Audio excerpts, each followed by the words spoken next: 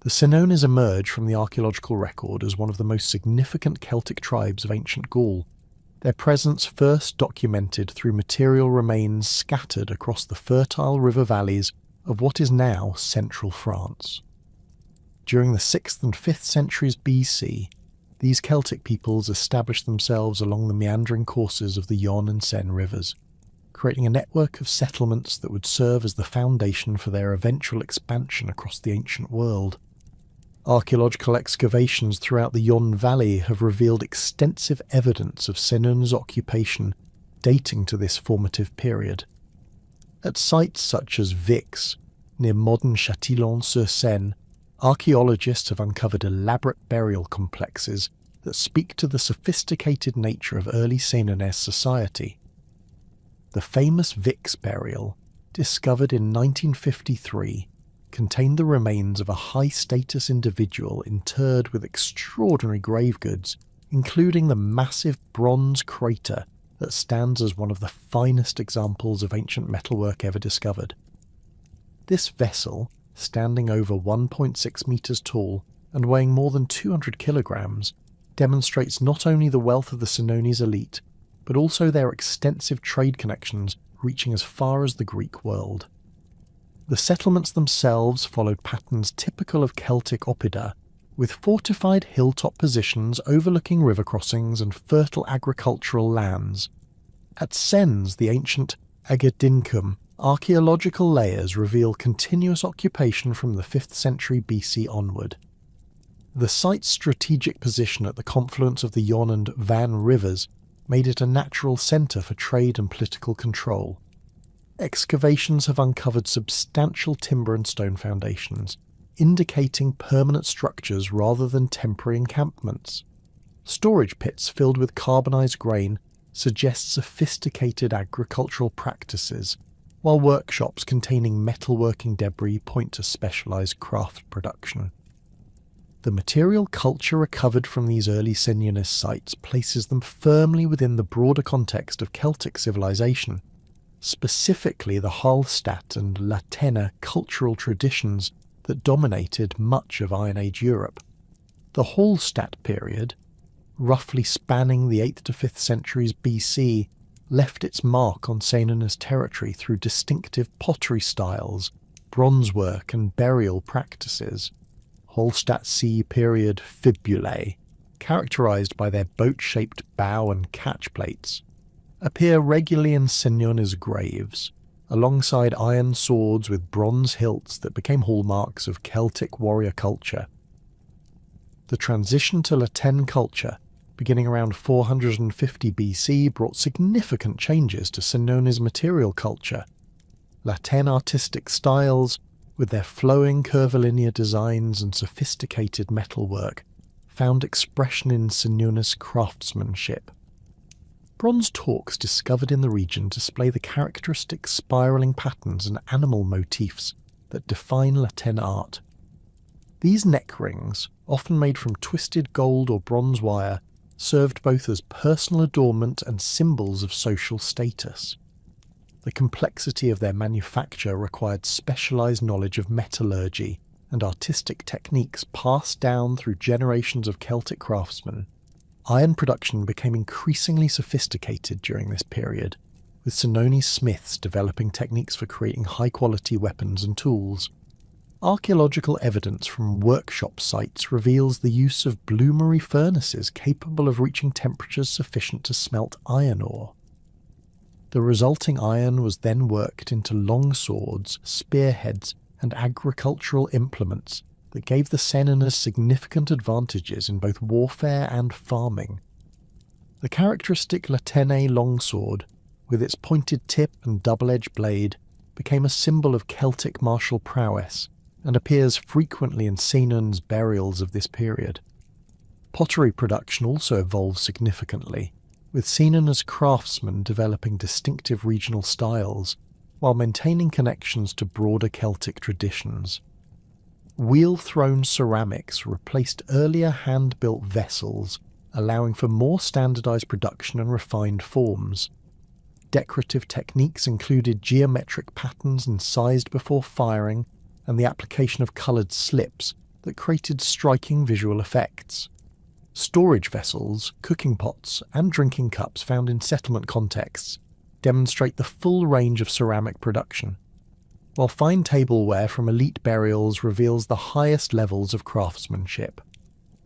The tribal organisation of the early Senones reflected patterns common throughout Celtic Europe, with society structured around kinship groups and territorial divisions overseen by aristocratic elites. At the apex of this hierarchy stood warrior nobles who controlled land, livestock, and the loyalty of lesser tribesmen. These elites demonstrated their status through elaborate material displays, including weapons, jewellery, and imported luxury goods that proclaimed their wealth and connections to distant trading networks. The warrior ethos permeated Senones society, with martial prowess serving as the primary path to social advancement and political power. Young men proved themselves through raids against neighbouring tribes and participation in larger military campaigns.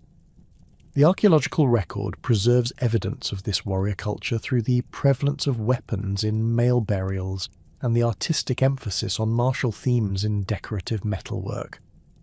Shields, while rarely preserved due to their organic construction, are represented by bronze shield bosses and fittings that demonstrate sophisticated defensive equipment.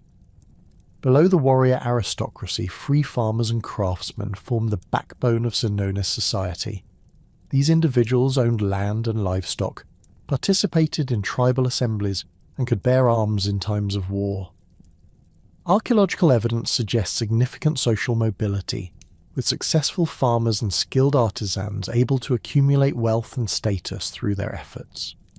Craft specialization became increasingly important as Senones society grew more complex, with metalworkers, potters, and other specialists developing expertise that commanded respect and compensation. At the bottom of the social hierarchy were slaves and dependent labourers, though direct archaeological evidence for these groups remains limited. Celtic law codes from other regions suggest that slavery existed throughout the Celtic world, typically resulting from warfare or debt bondage. These individuals would have performed agricultural labour, domestic work, and other tasks that supported the lifestyle of their social superiors.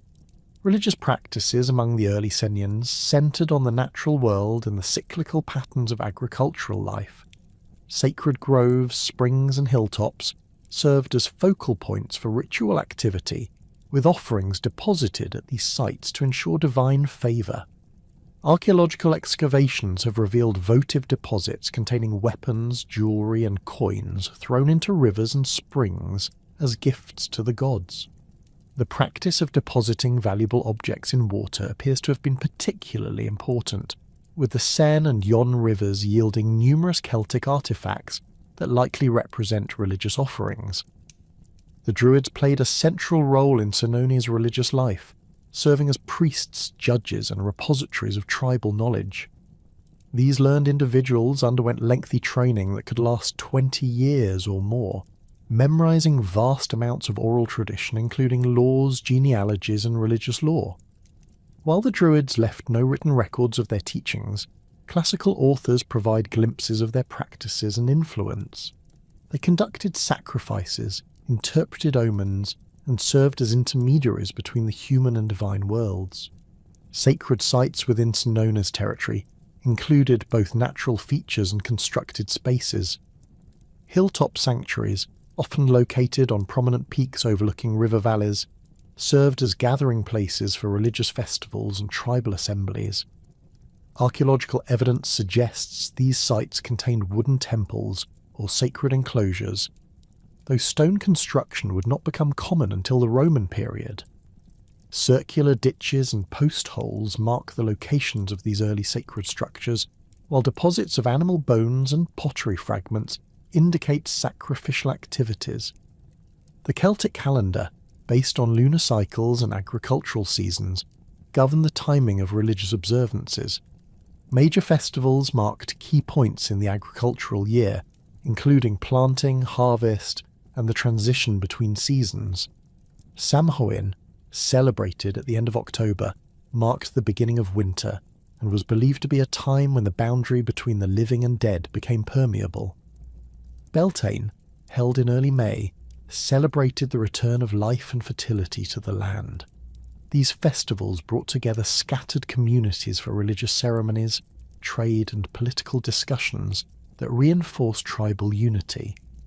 Burial practices provide crucial insights into Senones' religious beliefs and social organisation.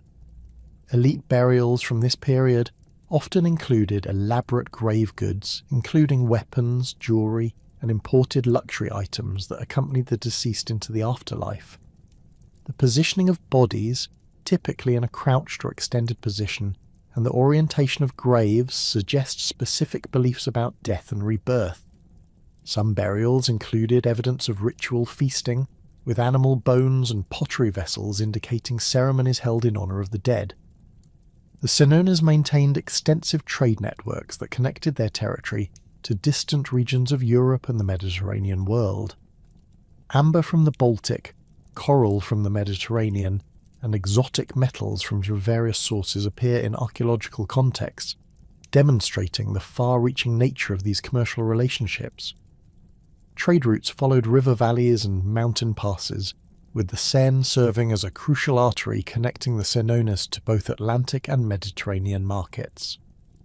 The prosperity and growing population density within traditional Senones territories along the Seine and Yonne valleys created mounting pressures that would ultimately drive portions of the tribe toward the Italian peninsula during the early 4th century BC.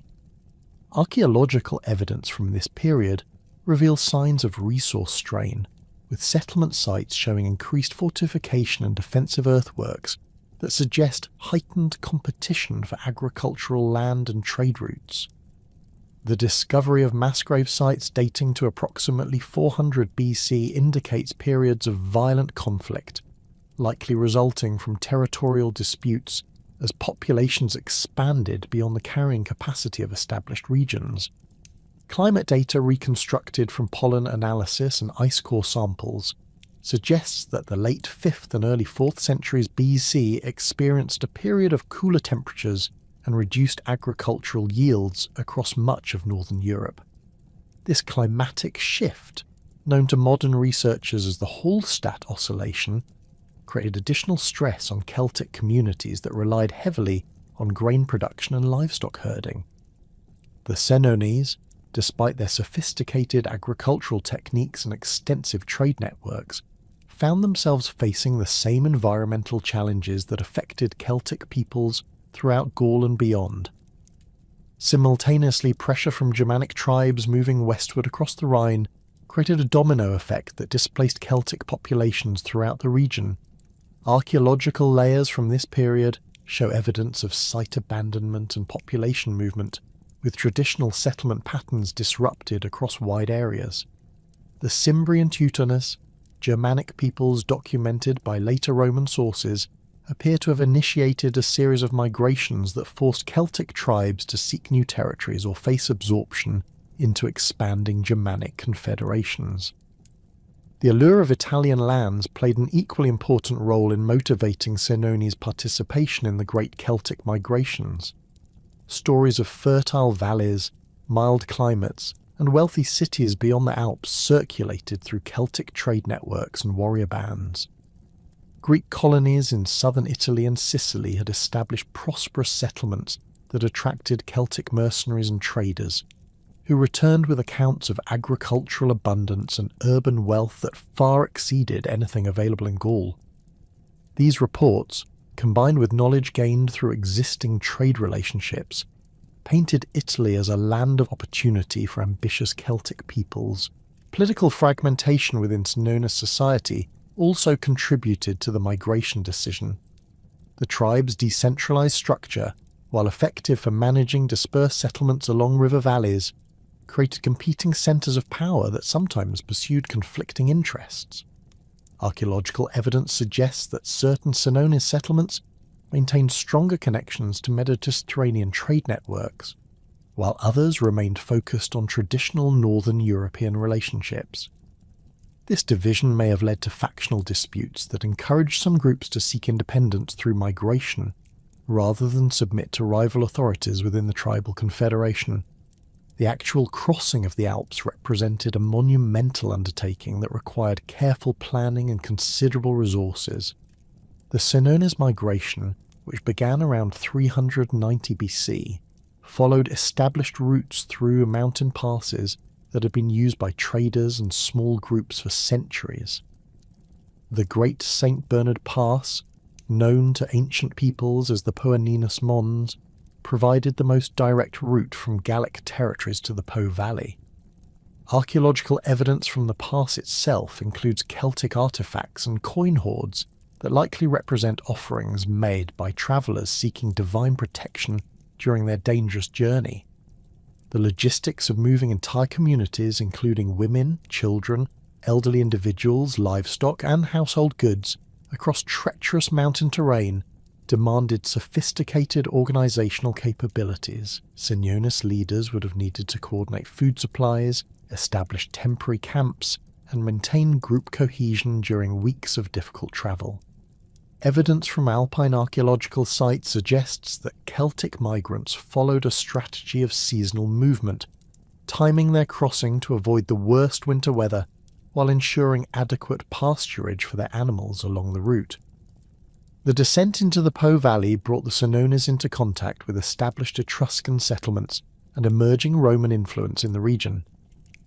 Initial encounters appear to have been relatively peaceful, with Celtic groups possibly serving as mercenaries for various Italian powers before establishing permanent settlements. The rich agricultural lands of the Po Valley, with their fertile alluvial soils and favourable climate, must have seemed like paradise compared to the increasingly crowded and resource-depleted territories they had left behind in Gaul. The Senones established their primary Italian settlements along the Adriatic coast in the region that Romans would later term the Ager Gallicus, or Gallic territory. This area, roughly corresponding to modern-day Marche and parts of Romagna, provided excellent access to both maritime trade routes and the rich agricultural hinterland of the Apennine foothills.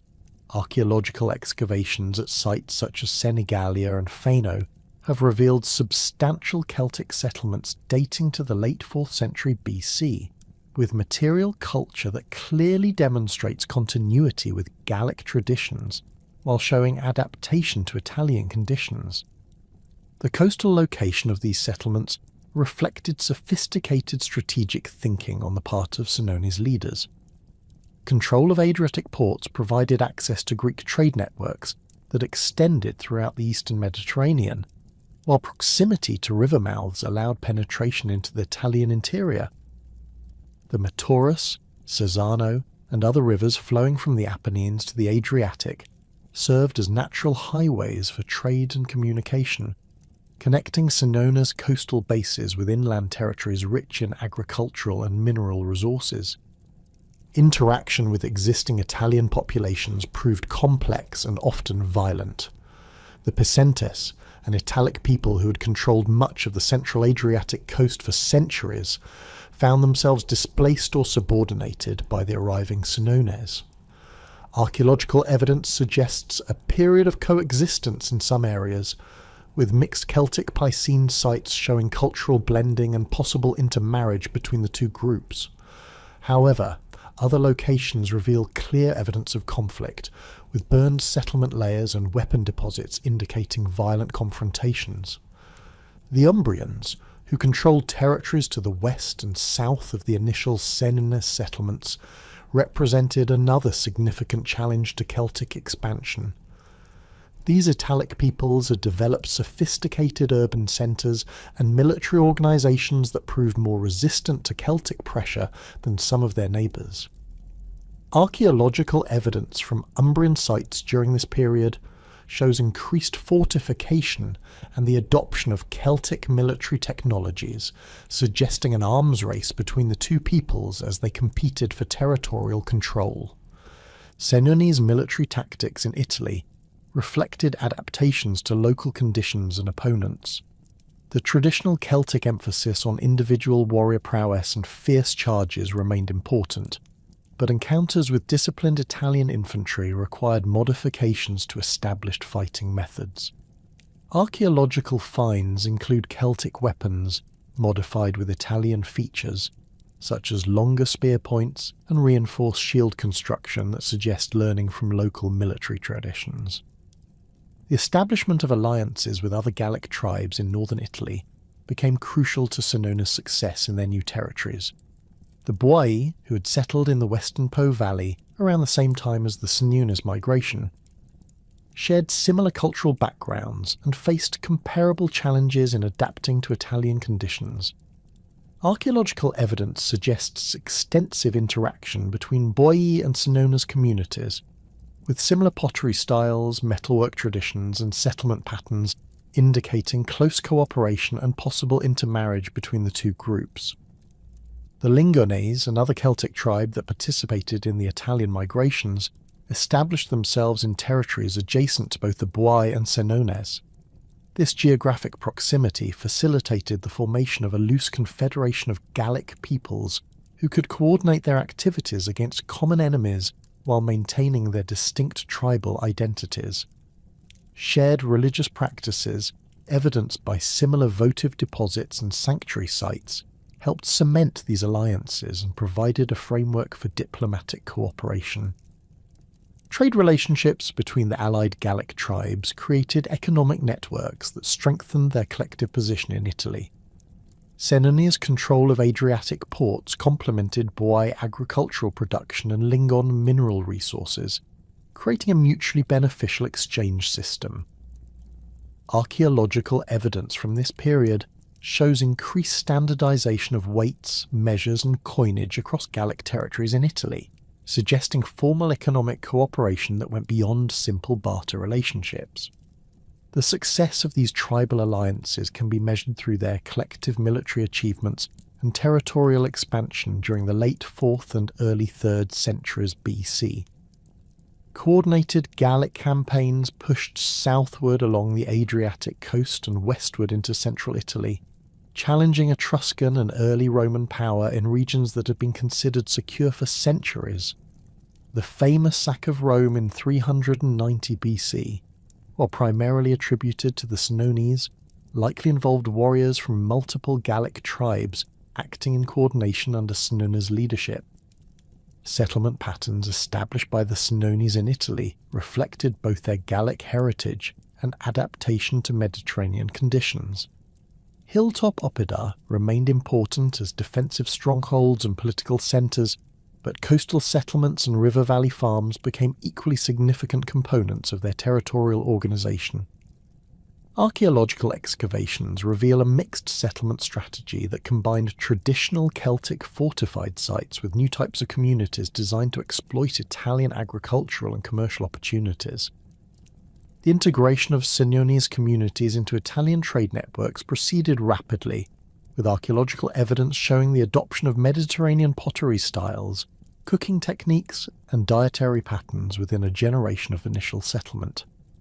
However, this cultural adaptation occurred alongside the maintenance of distinctly Celtic religious practices, artistic traditions, and social structures that preserved tribal identity even as material culture evolved to match local conditions. The political landscape of central Italy in the early 4th century BC created a complex web of rivalries and shifting alliances that would ultimately draw the Senones deeper into Italian affairs than they had initially intended. The Etruscan city-state of Clusium, located in modern-day Chiusi, found itself under increasing pressure from expanding Roman influence in the region. This ancient city, which had flourished for centuries as a major centre of Etruscan power, controlled crucial trade routes between the Tyrrhenian coast and the interior valleys of central Italy. Archaeological evidence from Clusium during this period reveals extensive fortification efforts, with massive stone walls and defensive earthworks constructed to protect the city's wealth and strategic position.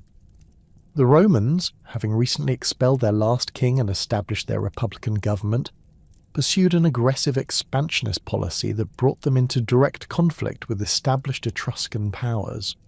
Roman military colonies, known as colonii, had been planted throughout Latium and were beginning to push northward into territories that the Etruscans considered their traditional sphere of influence. The Roman capture of Veii in 396 BC, after a decade-long siege, demonstrated their growing military capabilities and sent shockwaves throughout the Etruscan world. Veii's fall eliminated a major Etruscan stronghold just 12 miles from Rome and provided the Romans with vast new territories and resources to fuel further expansion. Faced with this Roman pressure, the Etruscan aristocracy of Clusium made the fateful decision to seek military assistance from the Gallic tribes that had recently established themselves along the Adriatic coast.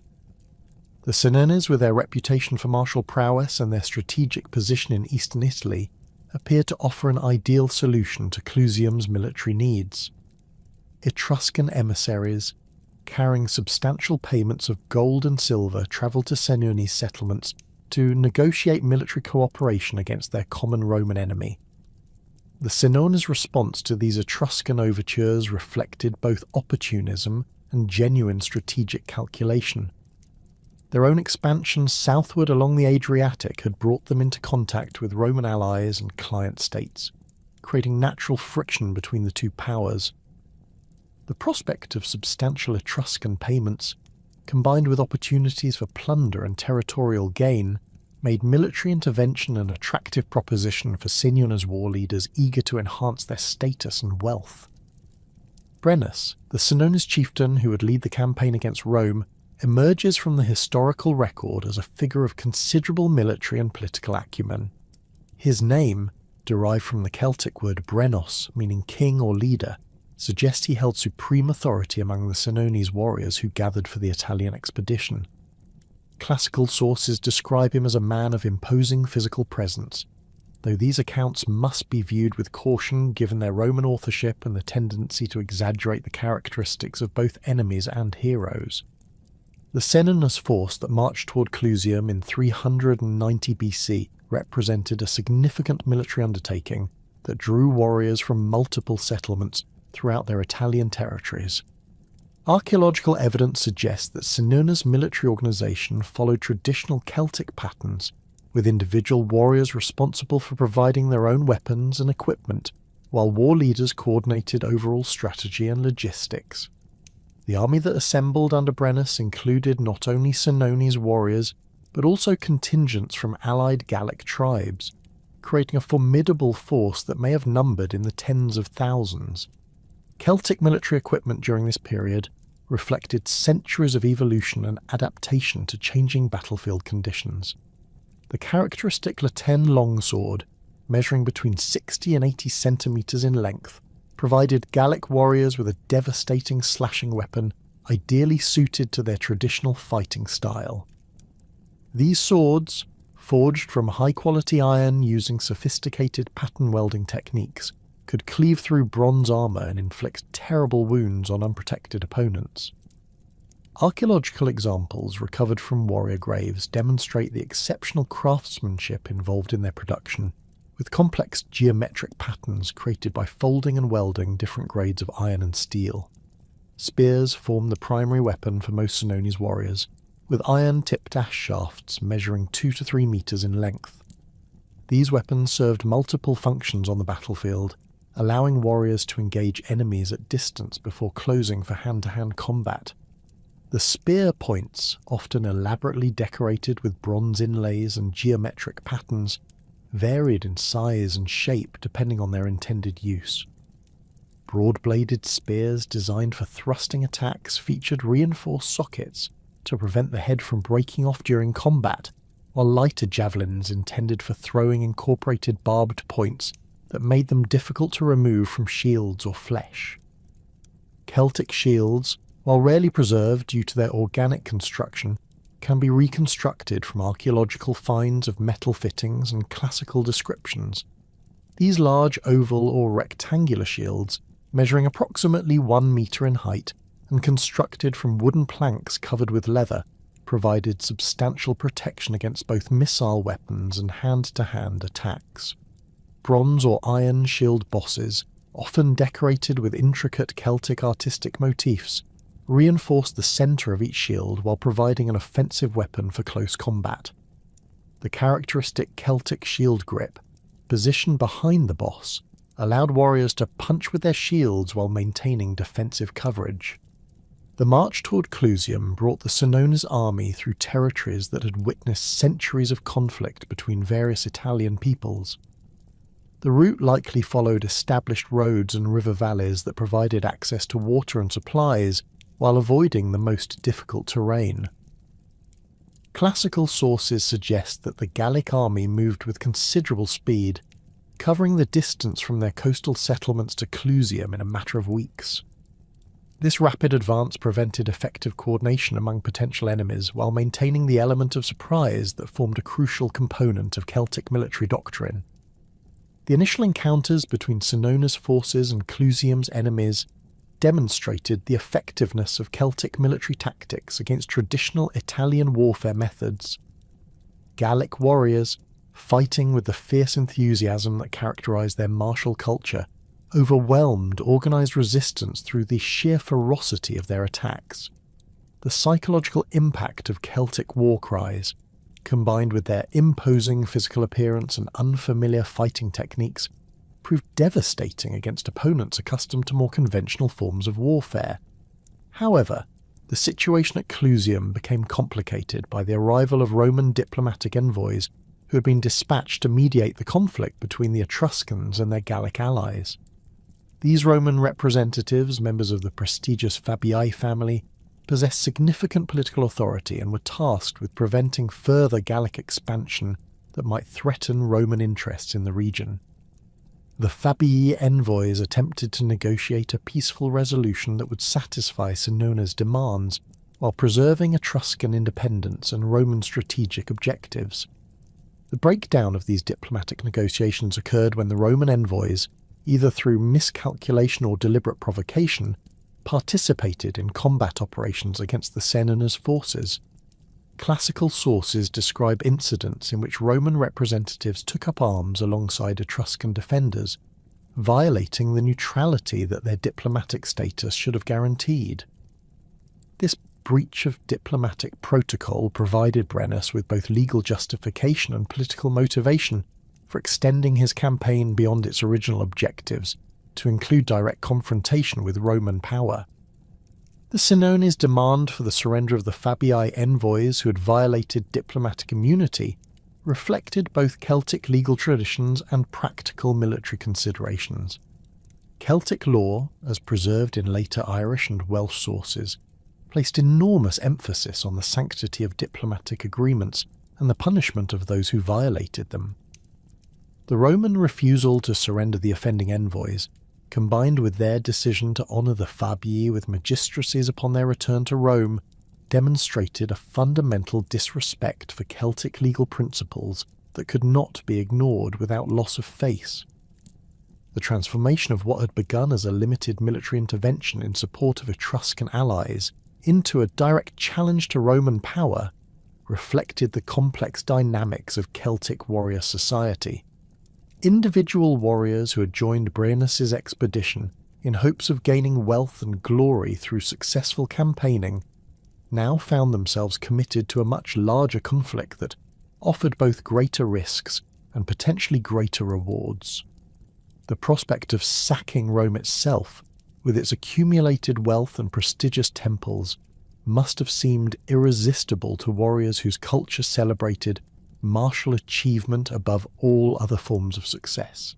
The march southward from Clusium toward Rome brought the Senones army through territories that had been under Roman control or influence for generations. The speed of their advance prevented effective mobilization of Roman allies and client states, while the reputation of Celtic military prowess encouraged many communities to avoid confrontation rather than risk destruction. Archaeological evidence from this period shows signs of hasty abandonment at several sites along the likely route of advance, suggesting that civilian populations fled rather than face the approaching Gallic army. The Roman response to reports of the advancing Senones force reflected both the urgency of the situation and the limitations of early republican military organisation. The The Roman army of this period relied heavily on citizen soldiers who required time to assemble, organise, and march to threatened areas. The speed of the Gallic advance compressed this timeline dramatically, forcing Roman commanders to deploy available forces without adequate preparation or coordination with potential allies. The Roman force that marched north to confront Brennus at the Allia River represented a substantial portion of the city's military strength, including both regular legions and hastily recruited auxiliaries. Archaeological evidence suggests that Roman military equipment during this period still showed significant Etruscan influence, with bronze armour and Greek-style hoplite tactics forming the backbone of their tactical system.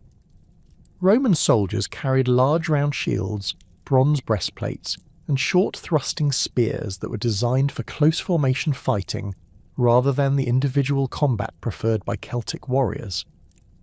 The Battle of the Allia, fought on July 18th, 390 BC, represented a collision between two fundamentally different military traditions that had evolved under vastly different circumstances.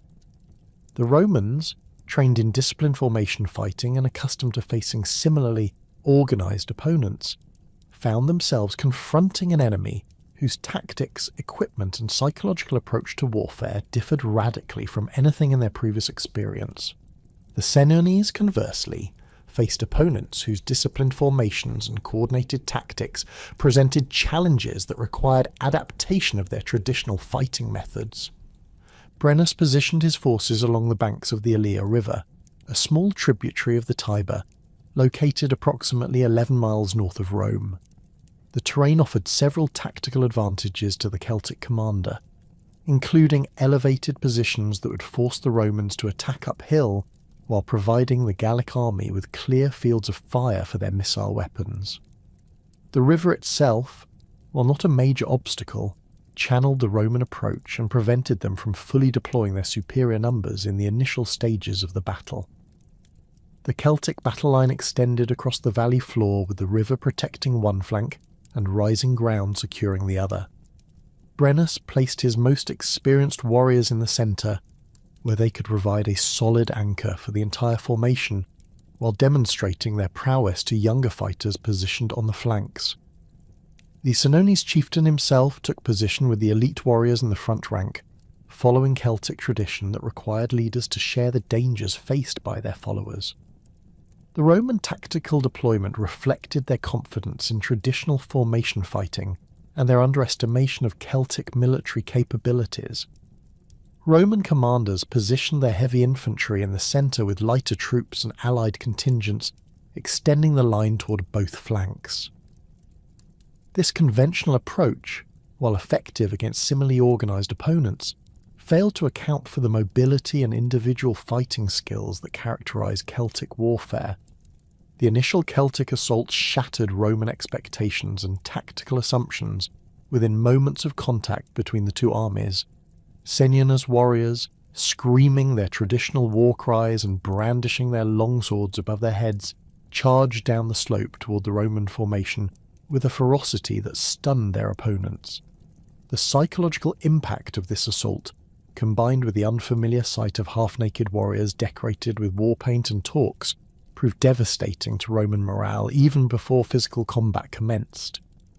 Celtic fighting techniques, developed through centuries of intertribal warfare and individual combat, proved devastatingly effective against Roman formation tactics. Senones warriors used their superior reach and mobility to break through Roman shield walls, employing their long swords to strike over and around the smaller Roman shields. The Celtic emphasis on individual prowess allowed experienced warriors to exploit gaps in the Roman line, creating opportunities for their comrades to pour through and attack the Romans from multiple directions simultaneously.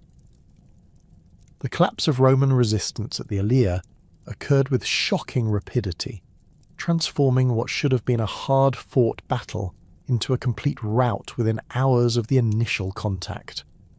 Roman soldiers, trained to fight in close formation with mutual support from their comrades, found themselves isolated and vulnerable once their tactical cohesion broke down. The speed and violence of the Celtic assault prevented effective rallying or organised retreat, leaving individual Romans to flee as best they could toward the illusory safety of their city. The devastating victory at the Allia River opened the road to Rome for Brennus and his Senones warriors, but the immediate aftermath of the battle revealed the complex challenges that awaited the Gallic forces as they attempted to consolidate their stunning military success into lasting territorial gains. The Roman survivors who fled southward carried with them not only news of the catastrophic defeat, but also detailed intelligence about Celtic military capabilities, tactical preferences, and organisational weaknesses that would prove invaluable for future Roman planning. Meanwhile, the Senones found themselves in possession of a strategic corridor leading directly to the heart of Roman power, yet lacking the siege equipment, logistical infrastructure, and administrative experience necessary to capitalise fully on their battlefield triumph. The 3-day delay between the Battle of the Allia and the actual assault on Rome reflected careful deliberation on the part of Brennus and his war council rather than hesitation or tactical confusion. Celtic military tradition emphasised the importance of proper ritual preparation before major undertakings, and the prospect of attacking one of Italy's most significant urban centres required extensive consultation with druids and divination specialists who accompanied the army. Archaeological evidence from Celtic religious sites suggests that such consultations involved complex ceremonies, including animal sacrifice, examination of entrails, and interpretation of natural omens that could influence strategic decision-making. During this crucial interval, Roman defenders frantically prepared their city's defences while debating whether to attempt a negotiated settlement or resist to the bitter end. The ancient sources describe chaotic scenes within Rome as civilians fled to the countryside. Valuable objects were buried or hidden, and the remaining military forces took defensive positions on the Capitoline Hill. The decision to abandon the lower city while concentrating resistance on the Capitoline reflected both the practical limitations of Roman defensive capabilities and a calculated gamble that the Gallic forces would eventually withdraw if denied easy plunder and decisive victory. The Senones' assault on Rome, when it finally came, demonstrated both the strengths and limitations of Celtic urban warfare capabilities. Gallic warriors, accustomed to fighting in open terrain or attacking hilltop oppida, found themselves confronting defensive challenges that differed significantly from their previous military experience. Roman urban architecture, with its narrow streets, multi-storey buildings, and complex defensive positions, required tactical adaptations that tested the flexibility of Celtic military organisation. The absence of sophisticated siege equipment forced the Senones to rely primarily on direct assault tactics that proved costly when applied to well-defended urban positions. The initial penetration of Rome's outer defences occurred through a combination of Celtic audacity and Roman defensive failures, rather than superior Gallic siegecraft. Senones' warriors scaled city walls using improvised ladders and grappling hooks, while others forced their way through gates that had been inadequately secured or abandoned by fleeing defenders. The speed of the Celtic advance through the lower city reflected their experience in rapid assault tactics, but also revealed the limited nature of Roman resistance once their primary field army had been destroyed at the Allia. The 7-month siege of the Capitoline Hill that followed the capture of Lower Rome transformed the conflict from a swift military campaign into a prolonged test of endurance that challenged both Celtic and Roman capabilities in unexpected ways. The Senones, having achieved their immediate military objectives, found themselves committed to a static siege operation that contradicted their traditional preferences for mobile warfare and rapid resolution of conflicts. The need to maintain a blockade around the Capitoline while securing their own supply lines and defending against potential relief efforts required organisational skills and logistical planning that stretched Celtic military capabilities to their limits. Roman resistance on the Capitoline demonstrated remarkable tenacity, despite the desperate nature of their situation. The hill's natural defensive advantages, including steep approaches and limited access routes, allowed a relatively small garrison to hold out against vastly superior numbers. Archaeological excavations on the Capitoline have revealed evidence of extensive defensive preparations dating to this period, including reinforced walls, storage facilities, and water cisterns that enabled prolonged resistance. The presence of Rome's most sacred temples on the Capitoline added religious motivation to the practical necessities of defence, creating a psychological framework that sustained Roman morale throughout the siege. The negotiated settlement that eventually ended the siege reflected mutual exhaustion and practical necessity rather than decisive military victory for either side. The famous ransom of £1,000 of gold, while representing a substantial payment that demonstrated Roman desperation, also acknowledged Celtic willingness to accept compensation rather than pursue complete destruction of their enemies. The incident of the false weights, whether historical fact or later Roman propaganda, symbolised the complex mixture of respect and resentment that would characterise Romano-Celtic relations for centuries to come. The withdrawal of Brennus and his forces from Rome marked the beginning of a new phase in Senones history, as they turned their attention toward establishing permanent territorial control in the regions they had conquered. The wealth gained from the Roman ransom, combined with plunder accumulated during their Italian campaigns, provided resources necessary for the systematic development of their Adriatic territories. Archaeological evidence from Senones sites dating to the period immediately following the sack of Rome shows dramatic increases in construction activity, craft production, and trade relationships that reflect their enhanced status and financial capabilities. The establishment of Sena Gallica as the primary urban centre and tribal capital represented a fundamental shift in Senones settlement patterns and political organisation. Located near the mouth of the Misa River on the Adriatic coast, the site offered exceptional advantages for both maritime commerce and territorial administration. The natural harbour provided secure anchorage for trading vessels, while the river valley offered access to the rich agricultural hinterland of the Apennine foothills. Archaeological excavations at Senigallia, the modern successor to Sena Gallica, have revealed extensive remains of Celtic settlement layers that demonstrate sophisticated urban planning and substantial investment in permanent infrastructure. The urban layout of Sena Gallica reflected a synthesis of Celtic architectural traditions and Mediterranean urban planning concepts that the Senones had encountered through their interactions with Greek colonies and Etruscan cities. The settlement featured a central area containing public buildings, religious structures, and elite residences arranged around open spaces that served as markets and assembly areas. This core was surrounded by residential districts organised along a grid pattern that facilitated efficient movement and administration, while providing adequate space for craft workshops and storage facilities. The construction techniques employed at Sena Gallica demonstrated remarkable adaptation to local conditions and available materials. Celtic builders, traditionally accustomed to working with timber and earth, incorporated stonemasonry and tile roofing that proved better suited to Mediterranean climate conditions. The use of local limestone and clay allowed for more durable construction, while reducing transportation costs and construction time. Archaeological analysis of building foundations reveals sophisticated engineering, including drainage systems, foundation reinforcement, and fire-resistant construction techniques that reflected learning from both Celtic traditions and Italian innovations. The fortification system surrounding Sena Gallica combined Celtic defensive concepts with tactical lessons learned from their Italian campaigns.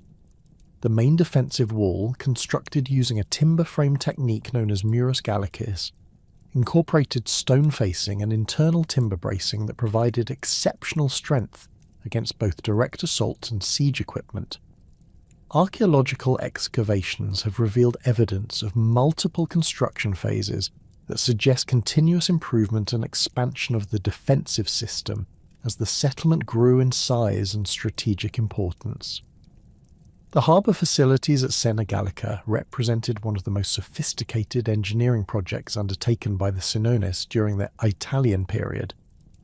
The construction of stone quays, warehouses and shipbuilding facilities required substantial investment and technical expertise that demonstrated the tribe's commitment to maritime commerce. Archaeological evidence includes remains of stone anchors, ship fittings, and warehouse foundations that indicate extensive trading activity with Greek colonies in southern Italy, Sicily, and the eastern Mediterranean. The agricultural development of the territory surrounding Sena Gallica reflected systematic efforts to maximize the productive potential of their newly acquired lands.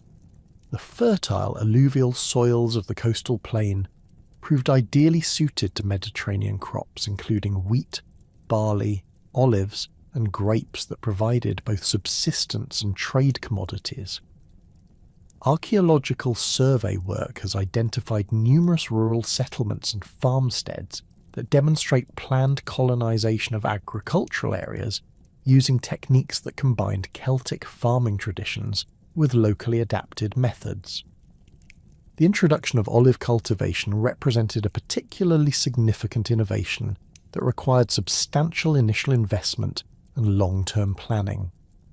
Olive trees, while extremely productive once established, require several years to reach maturity and generate meaningful harvests. The Senones' commitment to olive cultivation demonstrated their intention to remain permanently in Italy while adapting their agricultural practices to Mediterranean conditions. Archaeological evidence includes olive pressing facilities and storage jars that indicate substantial olive oil production for both local consumption and export trade. Viticulture development followed similar patterns, with the Senones adapting their traditional brewing techniques to wine production while learning Mediterranean viticultural practices from neighbouring Italian peoples. The hills surrounding Sena Gallica provided ideal conditions for grape cultivation, with well-drained soils and favourable microclimates that produced high-quality wines. Archaeological excavations have revealed wine storage facilities, pressing equipment, and decorated pottery vessels specifically designed for wine consumption that demonstrate the rapid adoption of Mediterranean drinking customs. The establishment of extensive trade networks connecting Sena Gallica to markets throughout the Mediterranean world represented one of the most remarkable achievements of Senones' territorial consolidation. Their strategic position on the Adriatic coast provided access to established Greek trading routes, while their control of river valleys allowed penetration into the Italian interior. Archaeological evidence demonstrates trading relationships extending from the Black Sea colonies of Greek merchants to the western Mediterranean settlements of Massalia and beyond. The development of standardized weights, measures, and coinage facilitated these expanded trade relationships, while demonstrating sophisticated understanding of commercial practices. Senones coins from this period show clear Greek influence in their design and metallurgy, while incorporating Celtic artistic motifs and symbols that proclaim tribal identity. The use of high-quality silver and careful attention to weight standards indicate professional minting operations that met Mediterranean commercial requirements while serving domestic economic needs.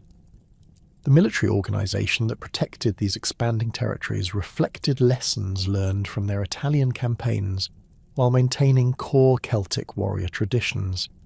The Senones developed a more sophisticated command structure that could coordinate defensive operations across multiple settlements while maintaining the mobility and individual fighting skills that had made them formidable opponents.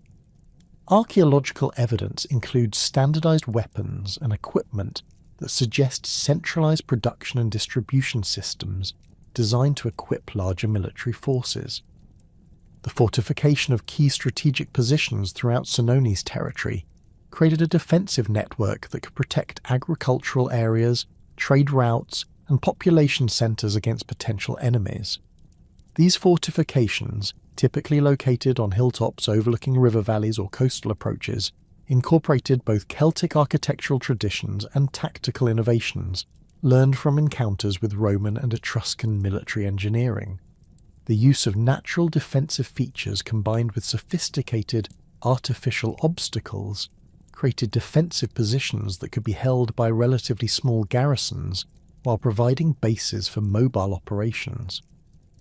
The cultural synthesis that emerged within Senones territories during this period of consolidation represented a remarkable blending of Celtic, Greek, and Italian influences that created distinctive new forms of artistic expression and social organisation. Senones craftsmen incorporated Mediterranean decorative techniques into traditional Celtic metalwork, producing jewellery, weapons, and ceremonial objects that combined the flowing curvilinear patterns of Latini art with geometric motifs derived from Greek and Etruscan sources. This cultural fusion reflected not merely superficial borrowing, but genuine integration of different artistic traditions into coherent new styles. Religious practices evolved similarly, with Celtic druids adapting their ceremonies to include Mediterranean deities and ritual practices, while maintaining core elements of traditional Celtic spirituality. Archaeological evidence from sanctuary sites includes votive offerings that demonstrate this religious synthesis, with traditional Celtic torques and weapons deposited alongside Greek pottery and Italian bronze work. The construction of stone temples represented a significant departure from traditional Celtic wooden sacred structures, while incorporating architectural elements that reflected both Mediterranean and Celtic religious requirements. The consolidation of Senones' power along the Adriatic coast inevitably brought them into renewed conflict with Roman territorial ambitions as the Republic recovered from the humiliation of 390 BC and began its systematic expansion throughout the Italian peninsula. The Romans, having learned harsh lessons from their defeat at the Allia River, undertook comprehensive military reforms that transformed their legionary system into a more flexible and effective fighting force. The Manipular legion that emerged from these reforms abandoned the rigid phalanx formation that had proven so vulnerable to Celtic assault tactics, replacing it with smaller tactical units called maniples that could adapt to varied terrain and enemy fighting styles, while maintaining overall battlefield coordination. Roman military equipment underwent equally significant modifications designed specifically to counter Celtic advantages in individual combat. The traditional large round shield gave way to the scutum, a rectangular shield measuring approximately 1.2 metres in height and constructed from laminated wood strips covered with canvas and leather. This new shield design provided better protection against the downward slashing attacks favoured by Celtic longswords, while its curved shape deflected blows more effectively than flat surfaces. The iron boss and reinforced rim could serve as offensive weapons in close combat, allowing Roman soldiers to punch and edge-strike their opponents while maintaining defensive coverage. The gladius, a short-thrusting sword measuring approximately 60 centimetres in length, represented the most significant innovation in Roman weaponry during this period. This weapon, possibly derived from Spanish sword designs encountered during early Roman campaigns in Iberia, proved devastatingly effective against Celtic fighting techniques that emphasised slashing attacks with longer weapons. The gladius excelled in the close-quarters combat that characterised manipular tactics, allowing Roman soldiers to deliver fatal thrusting attacks while their opponents struggled to employ their longer swords effectively in confined spaces. Roman tactical doctrine evolved to exploit these equipment advantages through coordinated, small unit operations that negated traditional Celtic strengths in individual combat and psychological warfare. Maniples operated as semi-independent tactical units capable of mutual support while maintaining sufficient flexibility to respond to local battlefield conditions. This system allowed Roman commanders to concentrate force at decisive points while maintaining overall formation integrity, preventing the kind of catastrophic collapse that had occurred at the Allia River.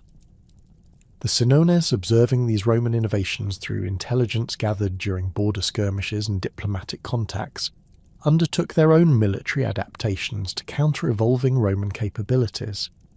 Celtic smiths began producing shorter, more manoeuvrable weapons suitable for closer combat, while maintaining the superior metallurgical techniques that gave their blades advantages in sharpness and durability. Archaeological evidence from Senones weapon deposits dating to this period reveals experimentation with different sword lengths, blade profiles, and hilt designs that suggest systematic efforts to optimize Celtic weapons for changing battlefield conditions. Senones' shield construction incorporated lessons learned from encounters with Roman missile weapons, particularly the pilum, a heavy javelin designed to penetrate armour and disable enemy shields. Celtic armourers developed reinforced shield construction, using metal strips and thicker leather covering that could better resist Roman javelin attacks, while maintaining the mobility advantages that characterised traditional Celtic fighting styles. The adoption of metal shield rims and reinforced bosses provided additional protection, while creating more effective offensive weapons for close combat. The development of Senones' cavalry capabilities represented perhaps their most significant military innovation during this period of conflict with Rome. Traditional Celtic warfare had emphasised infantry combat with limited use of mounted warriors except for reconnaissance and pursuit operations. However, the open terrain of central Italy and the need to counter Roman tactical mobility encouraged greater investment in cavalry forces that could exploit the speed and shock value of mounted combat. Archaeological evidence from horse burials and equestrian equipment demonstrates substantial improvements in Celtic horsemanship and mounted warfare techniques. Celtic cavalry equipment evolved to include longer spears specifically designed for mounted combat, with reinforced sockets and counterweights that provided better balance and penetrating power when delivered from horseback. The development of specialised cavalry shields, smaller and lighter than infantry versions, but still capable of deflecting enemy weapons, allowed mounted warriors to maintain defensive capability while retaining the mobility essential for effective cavalry operations. Horse breeding programs focused on developing larger, stronger animals capable of carrying armoured warriors while maintaining the speed and endurance necessary for extended campaign operations. The first major test of these evolved military systems occurred during the Roman campaign against the Aequi in 388 BC, when Senones forces intervened to support their traditional allies against Roman expansion. This conflict, while smaller in scale than the dramatic events surrounding the sack of Rome, provided crucial experience in the new tactical realities that would dominate Romano-Celtic warfare for the following century. Roman forces, employing their reformed manipular tactics, initially achieved significant success against Aequi resistance, but found themselves facing unexpected challenges when Senones' reinforcements arrived on the battlefield. The Battle of Mount Algidus demonstrated the effectiveness of combined Senones Aequi operations against Roman tactical innovations. Celtic cavalry, operating in coordination with Aequi infantry familiar with local terrain, repeatedly disrupted Roman formation movements while avoiding decisive engagement that might favour Roman tactical advantages.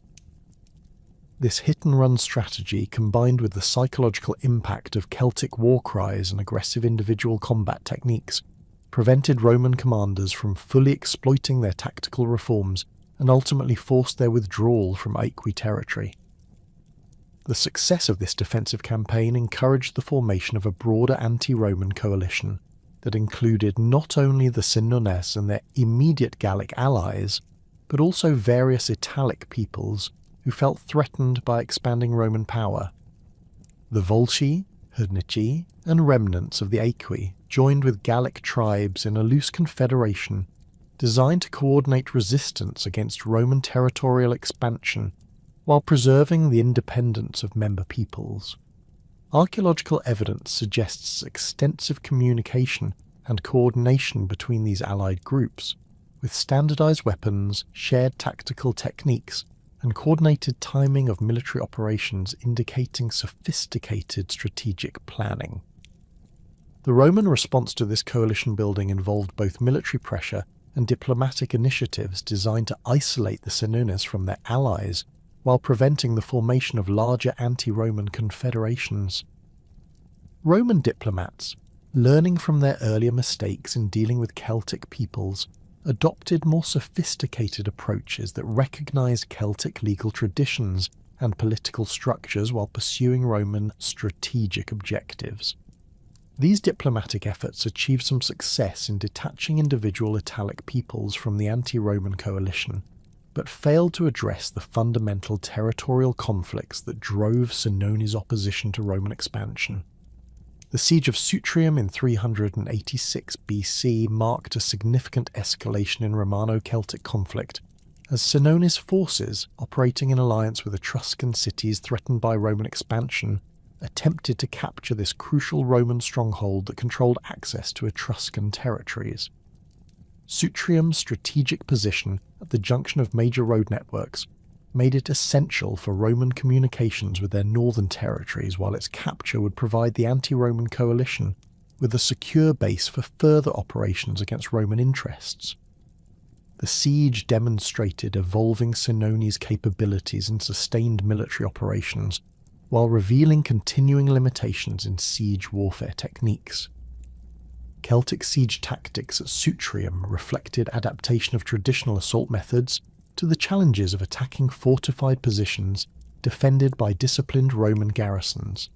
Senones' engineers constructed siege mounds and assault ramps using techniques learned from observation of Etruscan and Greek siege operations, while maintaining the aggressive direct assault tactics that characterized Celtic military tradition. The use of fire arrows, siege ladders, and coordinated infantry assaults demonstrated tactical sophistication that went beyond simple reliance on individual warrior prowess. The Roman relief of Sutrium, led by Marcus Furius Camillus, provided the first major test of reformed Roman military capabilities against evolved Senones' tactical systems. Camillus, having observed Celtic fighting methods during the earlier siege of Veii, employed tactical innovations specifically designed to counter Celtic advantages while exploiting Roman strengths in discipline and coordination. The resulting battle demonstrated the effectiveness of Roman military reforms, while revealing areas where further adaptation would be necessary to achieve decisive superiority over Celtic opponents. The tactical engagement outside Sutrium's walls showcased the evolution of both military systems since their previous major encounter. Roman maniples, operating with improved coordination and mutual support, proved more resilient against Celtic assault tactics, while maintaining sufficient flexibility to respond to changing battlefield conditions. However, Senones' forces demonstrated their own tactical evolution through improved coordination between infantry and cavalry units, more sophisticated use of terrain features, and better integration of allied Etruscan forces into their overall battle plan. The inconclusive nature of the Sutrium campaign reflected the broader strategic stalemate that characterized Romano-Celtic relations during this period. Neither side possessed decisive advantages sufficient to achieve complete victory, while both had developed military capabilities that prevented catastrophic defeat of the kind that had occurred at the Allia River. This tactical balance encouraged the development of more sophisticated strategic approaches that emphasized economic warfare, diplomatic maneuvering, and territorial control, rather than simple battlefield confrontation. Senones' raiding operations throughout the 380s and 370s BC represented a systematic campaign designed to weaken Roman economic capabilities, while avoiding the kind of decisive battles that might favour Roman tactical advantages. These raids, typically involving relatively small forces of mounted warriors supported by local allies, targeted Roman agricultural areas, trade routes, and isolated settlements that could not be effectively defended by concentrated Roman forces. The economic damage inflicted by these operations, while individually limited, accumulated over time to create significant strain on Roman resources and civilian morale. The targeting of Roman colonies represented a particularly effective aspect of Senones' raiding strategy, as these settlements served both as symbols of Roman expansion and as practical bases for further territorial control. Attacks on colonies such as Nepet and Falaise demonstrated Celtic capabilities for coordinated operations against fortified positions, while sending clear messages about the costs of Roman territorial ambitions. The psychological impact of these raids often exceeded their immediate military significance, encouraging anti-Roman sentiment among Italic peoples while demonstrating the limitations of Roman protective capabilities. Roman counter-raiding operations attempted to impose similar economic costs on Senones territories, while demonstrating Roman military capabilities to potential allies and enemies. These campaigns, typically conducted during agricultural seasons, when Celtic warriors might be occupied with farming activities, targeted Senones coastal settlements, trade facilities, and agricultural areas that supported their military capabilities. The limited success of these operations reflected both the defensive advantages of Senones coastal positions and the tactical challenges faced by Roman forces operating in unfamiliar territory against opponents who retained significant mobility advantages. The development of fortified road networks represented a Roman innovation designed to project power into contested territories while providing secure communications between Roman bases and Allied settlements. These roads, protected by regularly spaced fortifications and patrolled by mobile forces, allowed Roman armies to move rapidly between threatened areas while maintaining supply lines essential for sustained operations. The construction of such infrastructure required substantial investment of resources and manpower, but provided long-term strategic advantages that gradually shifted the balance of territorial control in Rome's favour. Senones' responses to Roman road-building efforts included systematic attacks on construction sites, ambushes of Roman engineering units, and attempts to destroy completed sections through coordinated raiding operations. These defensive measures, while individually successful in delaying Roman construction projects, ultimately proved insufficient to prevent the gradual extension of Roman infrastructure into territories previously considered secure Celtic domains. The strategic implications of this infrastructure development would become increasingly apparent as Roman capabilities for rapid deployment and sustained operations continued to improve throughout the following decades. The strategic stalemate that had characterized Romano-Celtic relations throughout the 370s and 360s BC began to shift decisively in Rome's favour during the following decades as accumulated Roman advantages in infrastructure, military organisation, and diplomatic alliances reached critical mass. The systematic construction of fortified roads, establishment of military colonies, and cultivation of anti-Celtic sentiment among Italic peoples created an increasingly constrictive environment around Senones territories that limited their strategic options while enhancing Roman capabilities for sustained military operations. By the 290 SBC, the Senones found themselves facing not merely Roman territorial ambitions, but a comprehensive strategic encirclement that threatened their fundamental survival as an independent power in Italy. The Roman conquest of Samnium between 343 and 290 BC provided crucial strategic advantages that directly impacted the balance of power along the Adriatic coast. Roman control of the central Apennine passes eliminated traditional Senones escape routes toward their Gallic homeland, while providing Roman forces with secure bases for operations against Celtic territories. The veteran legions that emerged from decades of Samnite warfare possessed unparalleled experience in mountain combat, siege operations, and sustained campaigning that made them formidable opponents for any Celtic force. Archaeological evidence from former Samnite strongholds reveals extensive Roman fortification efforts designed to create permanent bases for further expansion rather than temporary occupation forces. The establishment of Roman naval capabilities in the Adriatic fundamentally altered the strategic equation for Senones coastal settlements that had previously relied on maritime escape routes and supply lines. Roman construction of naval bases at Brundisium and Ancona provided platforms for systematic interdiction of Celtic maritime communications, while threatening direct assault on previously secure coastal positions. The Roman fleet, while initially modest compared to later imperial standards, possessed sufficient strength to challenge Celtic control of Adriatic trade routes that formed the economic foundation of Senones' power in Italy. Senones' diplomatic efforts to secure external support against mounting Roman pressure achieved limited success as potential allies faced their own Roman military pressure, or calculated that accommodation with Roman power offered better prospects than continued resistance.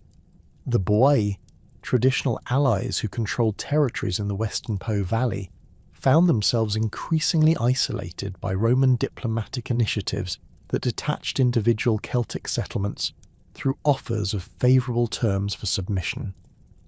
Archaeological evidence from Boii sites during this period shows signs of internal conflict and population movement that suggest political fragmentation under Roman pressure. The failure of broader Gallic intervention on behalf of their Italian kinsmen reflected both the practical difficulties of organising large-scale military operations across the Alps and the growing strength of Roman defensive preparations along traditional invasion routes. Transalpine Celtic peoples, while maintaining cultural and family connections with Italian Gallic tribes, faced their own territorial pressures from Germanic expansion and internal political conflicts that limited their ability to provide meaningful military assistance. The few Gallic reinforcements that did reach Italy during this period proved insufficient to alter the fundamental strategic balance, while often arriving too late to participate effectively in critical military operations.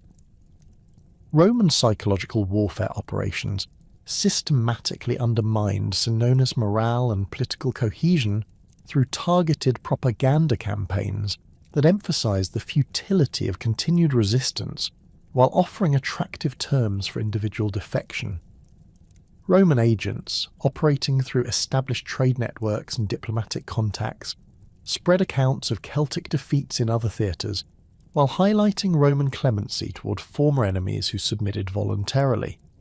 These operations, combined with visible Roman military preparations and the gradual isolation of Senones' territories, created internal pressures that weakened Celtic resolve and encouraged factional disputes within tribal leadership.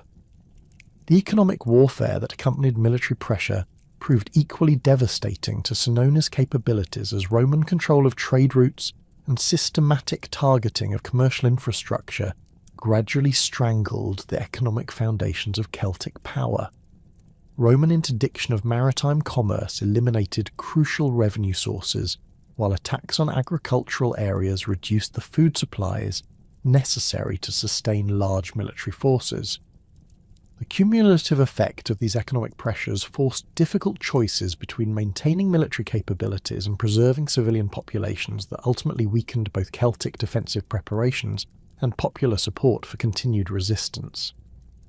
The political crisis that erupted within Senones' leadership during the early 280 SBC reflected these accumulated pressures, as different factions advocated competing strategies for dealing with the Roman threat.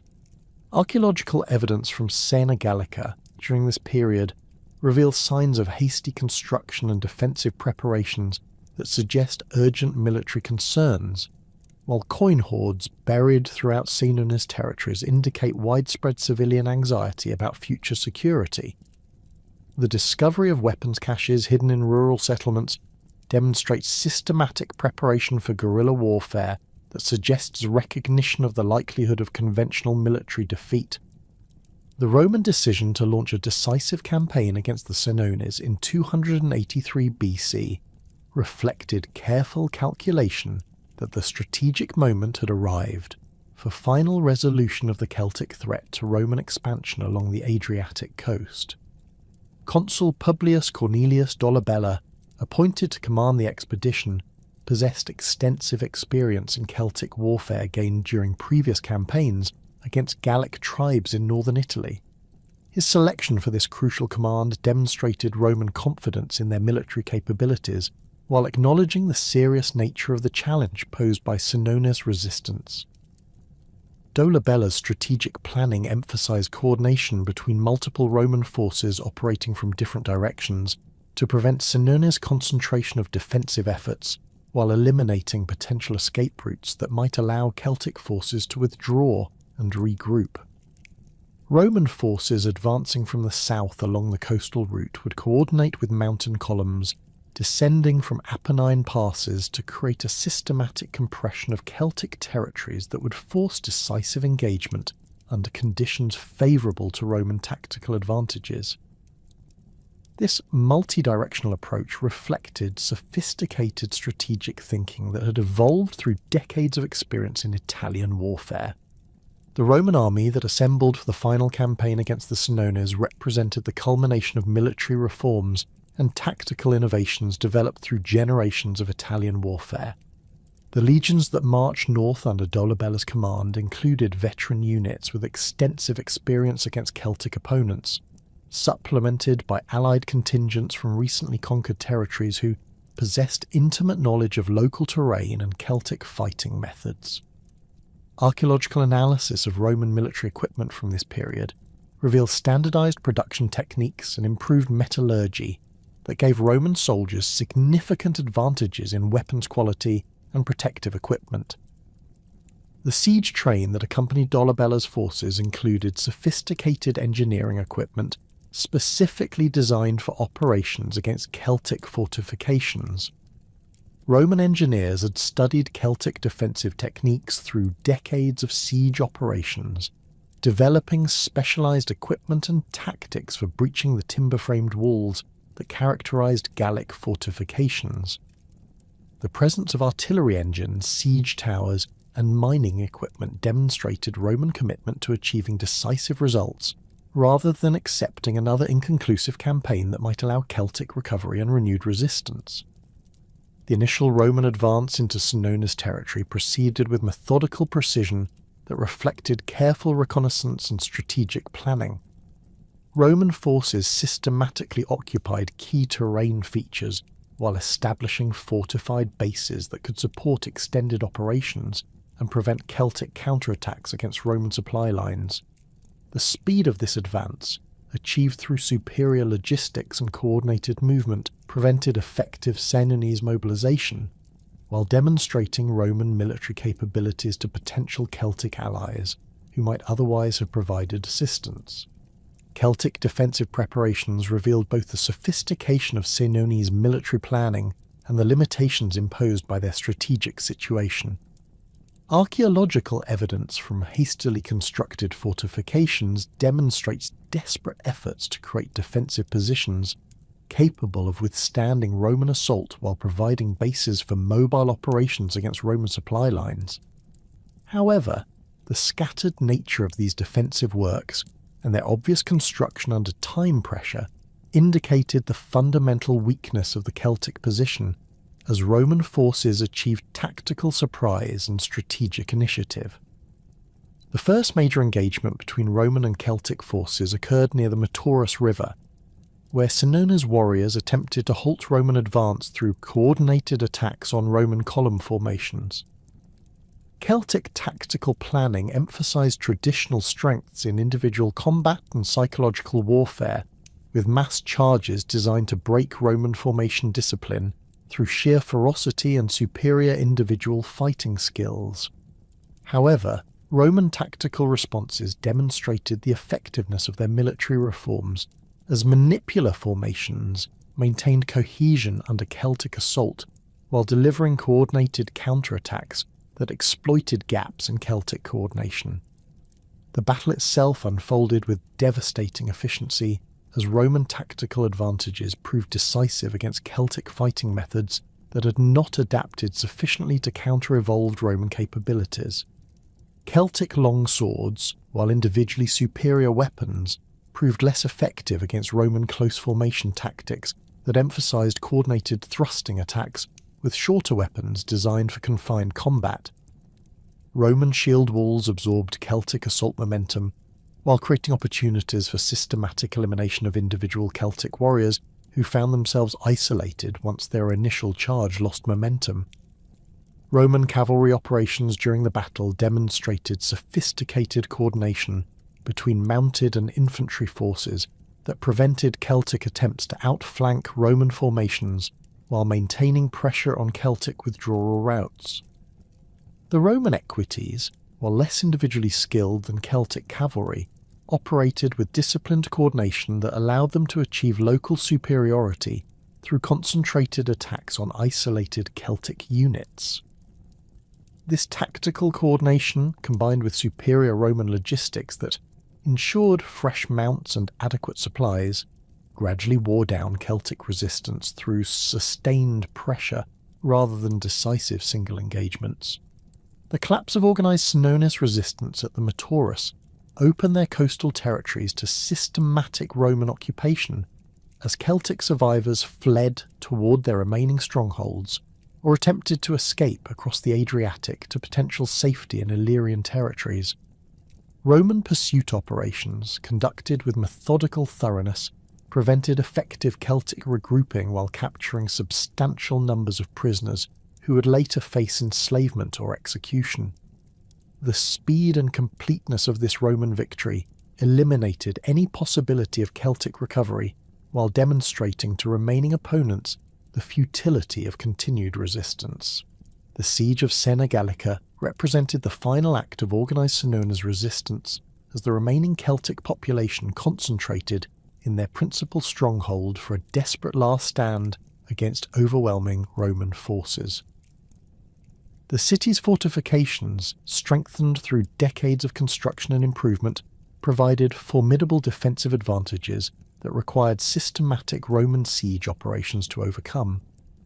Archaeological evidence from the siege layers reveals extensive Roman engineering works, including circumvallation walls, siege mounds, and artillery positions that demonstrate the professional competence of Roman military engineering.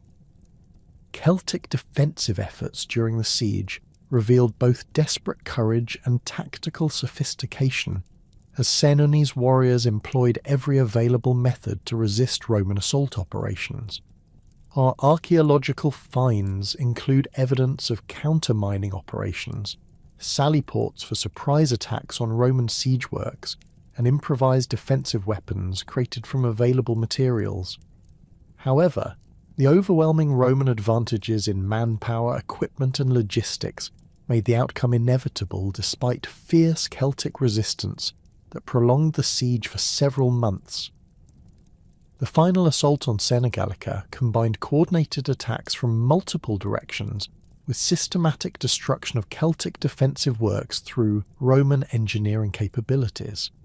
Archaeological evidence reveals extensive fire damage and deliberate destruction that indicates Roman determination to eliminate the city as a potential future base for Celtic resistance. The thoroughness of this destruction, combined with the systematic looting that followed Roman victory, demonstrated Roman intent to make Celtic recovery impossible, while providing tangible rewards for the Roman soldiers who had endured the hardships of extended campaigning. The aftermath of Sena Gallica's fall witnessed systematic Roman elimination of Senones political and military leadership through execution or enslavement that effectively decapitated Celtic resistance capabilities. Roman forces conducted methodical searches for hidden weapons, treasure, and surviving Celtic nobles who might serve as focal points for future resistance movements. The completeness of these operations, documented through archaeological evidence of hidden caches that were never recovered, indicates the thoroughness of Roman security measures designed to prevent any possibility of Celtic resurgence. The systematic destruction of Senones' power in their Italian territories did not mark the complete disappearance of Celtic presence from the Italian peninsula, as scattered communities and individual survivors managed to escape Roman retribution through flight to mountainous regions or assimilation into existing populations.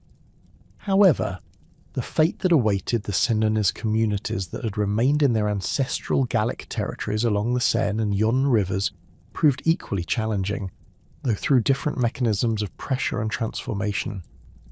These communities, while geographically removed from the immediate devastation that befell their Italian kinsmen, found themselves increasingly caught between the expanding influence of Roman power from the south and the growing pressure of Germanic tribes pushing westward across the Rhine. Archaeological evidence from sites throughout the traditional Senones heartland reveals significant changes in settlement patterns and material culture during the 3rd and 2nd centuries BC that reflect these mounting external pressures.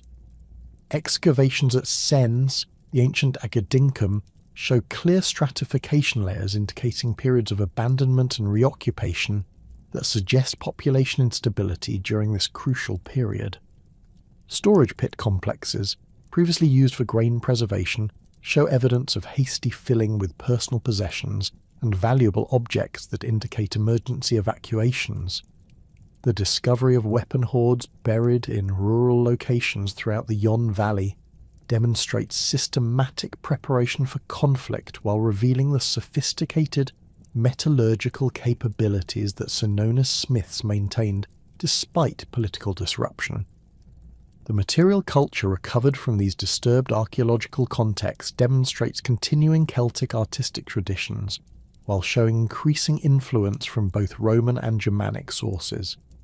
Latin metalwork from this period exhibits technical refinements that suggest ongoing craft specialization despite political upheaval, with bronze torques and iron weapons displaying the characteristic flowing curvilinear designs that defined Celtic artistic expression. However, pottery assemblages reveal growing standardization that may indicate either increased trade relationships or gradual cultural homogenization under external pressure. Imported Roman amphorae appear with increasing frequency in elite contexts, suggesting diplomatic or commercial relationships that provided access to Mediterranean luxury goods. The political organization of remaining Senones communities underwent significant transformation as traditional tribal structures adapted to new strategic realities. The decentralized authority that had characterized earlier Senones society gradually gave way to more centralized leadership capable of coordinating defensive efforts across multiple settlements. Archaeological evidence suggests the emergence of fortified central places that served as refuges and administrative centers during periods of crisis. These oppida, typically located on defensible hilltops with commanding views of river valleys, incorporated sophisticated defensive earthworks and timber palisades that required coordinated labor efforts from multiple communities. The construction techniques employed in these defensive works reveal adaptation of traditional Celtic fortification methods to counter evolving military threats. The characteristic Murus Gallicus construction, utilizing timber framework filled with stone and earth, underwent modifications that incorporated lessons learned from reports of Roman siege capabilities. Archaeological analysis reveals increased use of iron nails and metal reinforcements in timber construction, while defensive ditches show evidence of multiple construction phases that suggest ongoing improvement and expansion of defensive capabilities. Religious practices within these threatened communities intensified as Senones druids sought divine protection against mounting external pressures while maintaining cultural traditions that defined tribal identity. Sacred groves and spring sanctuaries throughout the region show evidence of increased votive activity during this period, with deposits of weapons, jewelry, and precious metals indicating desperate appeals for divine intervention. The construction of new sacred enclosures, typically featuring circular timber structures surrounded by ritual ditches, demonstrates continuing investment in religious infrastructure despite military threats and economic disruption. The Druids themselves faced particular challenges as Roman expansion brought systematic persecution of Celtic religious leadership that Romans viewed as obstacles to pacification and cultural assimilation. Classical sources document Roman efforts to eliminate druidical influence through targeted assassination and legal prohibition of traditional religious practices. Archaeological evidence suggests that Druids adapted to these pressures through increased secrecy and dispersion of the religious activities across multiple hidden locations, rather than traditional centralized sacred sites that might attract Roman attention. Economic disruption accompanied political fragmentation, as traditional trade networks faced increasing interference from both Roman territorial expansion and Germanic tribal movements. The Senones had long served as intermediaries in commercial relationships connecting Atlantic coastal regions with Mediterranean markets through river valley routes that provided efficient transportation for bulk commodities. Roman control of southern Gaul gradually eliminated direct access to Mediterranean markets, while Germanic pressure from the east threatened established relationships with Central European trading partners. Archaeological evidence from trading centres throughout Senones territory reveals dramatic changes in commercial activity during the 2nd century BC. Coin hoards from this period show increasing proportions of foreign currency alongside traditional Celtic issues, suggesting disruption of established monetary systems and growing reliance on external economic relationships. Workshop sites show evidence of production changes that emphasize portable, valuable goods rather than bulk commodities, indicating adaptation to uncertain transportation conditions and volatile market access. The development of new trade relationships with emerging Germanic confederations provided some compensation for lost Mediterranean connections, while creating dependencies that would prove problematic as Germanic pressure continued to intensify. Archaeological assemblages from border regions show increasing presence of Germanic material culture alongside traditional Celtic artifacts, suggesting either peaceful commercial exchange or gradual population infiltration that would eventually threaten Celtic territorial control. Military organisation within remaining Senones communities evolved to emphasise defensive capabilities and rapid mobilisation, rather than the offensive operations that had characterised earlier periods of tribal expansion. Weapon deposits from this period reveal standardisation of equipment that suggests centralised production and distribution systems designed to equip larger numbers of warriors with adequate gear, rather than providing elite equipment for individual champions. The prevalence of spears and javelins over expensive longswords indicates tactical adaptation to defensive warfare, while reflecting economic constraints that limited access to high-quality iron and skilled smiths. Training and tactical development focused on coordination between settlements and rapid response to external threats, rather than traditional Celtic emphasis on individual warrior prowess and ritualized combat. Archaeological evidence suggests the construction of signal systems using hilltop beacon sites that could provide rapid communication across the scattered Senones territories. These installations, typically featuring stone-lined fire pits with associated storage areas for fuel and supplies, indicate sophisticated planning for coordinated, defensive operations that required precise timing and communication. The recruitment of warriors expanded beyond traditional aristocratic volunteers to include broader segments of the population as military necessity overcame social restrictions that had previously limited combat participation to elite warriors. Archaeological evidence from weapon graves during this period shows wider distribution of military equipment across different social classes, while the presence of agricultural tools modified for combat use indicates desperate efforts to arm civilian populations for defensive operations. Diplomatic efforts to secure external support against mounting pressures achieved limited success as potential allies faced their own territorial threats, or calculated that accommodation with expanding powers offered better prospects than continued resistance. Senones envoys travelled to distant Celtic peoples seeking military assistance and political alliances, but these missions typically returned with expressions of sympathy rather than concrete commitments of military support.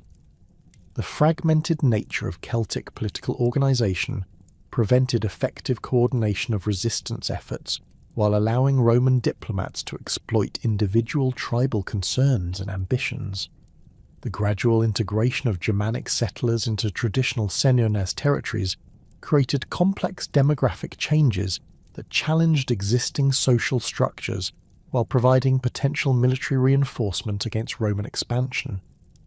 Archaeological evidence suggests that this integration occurred through negotiated agreements rather than violent conquest, with Germanic families receiving land grants in exchange for military service and loyalty to Senones' leadership.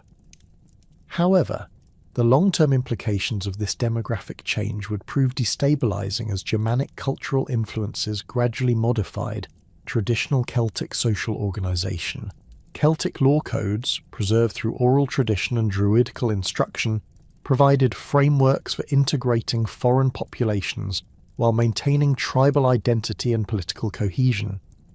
These legal systems, emphasizing kinship obligations and territorial rights, offered mechanisms for adopting Germanic settlers into Celtic social structures through marriage alliances and formal adoption ceremonies. Archaeological evidence from mixed cemeteries suggests successful integration in many cases, with burial practices that combine Celtic and Germanic elements, while maintaining overall cultural coherence. Agricultural adaptation to changing demographic and political conditions required modification of traditional Celtic farming practices to support larger populations while maintaining defensive capabilities. Archaeological survey work reveals expansion of cultivated areas into previously marginal lands, suggesting population pressure that forced intensive exploitation of available agricultural resources. The construction of fortified farmsteads in exposed locations indicates efforts to maintain agricultural production despite military threats, while providing refuge for rural populations during periods of conflict. Technological innovation in agricultural implements and techniques reflected both necessity and opportunity as Senones communities adapted to new challenges while learning from Germanic and Roman agricultural practices. Iron ploughshares from this period show improved design that increased efficiency in heavy soil cultivation, while storage facilities reveal sophisticated preservation techniques that allowed communities to maintain food supplies during extended periods of siege or disruption. The development of hidden storage sites, typically located in remote areas away from major settlements, provided insurance against systematic destruction of agricultural resources by hostile forces. Craft production underwent significant changes as traditional markets disappeared and new demands emerged from changing military and social circumstances. Metalworking focused increasingly on weapons and agricultural tools rather than luxury goods and artistic objects, while pottery production emphasized utilitarian vessels designed for storage and transportation rather than decorative tableware. Archaeological evidence suggests consolidation of craft production in fortified centres where skilled artisans could work under protection while their products could be distributed efficiently to communities throughout the region. The social stratification that had characterized earlier Senones society faced pressure from military necessity and demographic change that elevated previously subordinate groups while challenging traditional aristocratic privileges. Archaeological evidence from elite burials during this period shows reduced grave goods and simplified burial practices that may indicate either economic constraints or ideological changes that emphasized collective survival over individual status display. The appearance of warrior graves with mixed Celtic and Germanic equipment suggests new forms of military leadership that transcended traditional ethnic boundaries.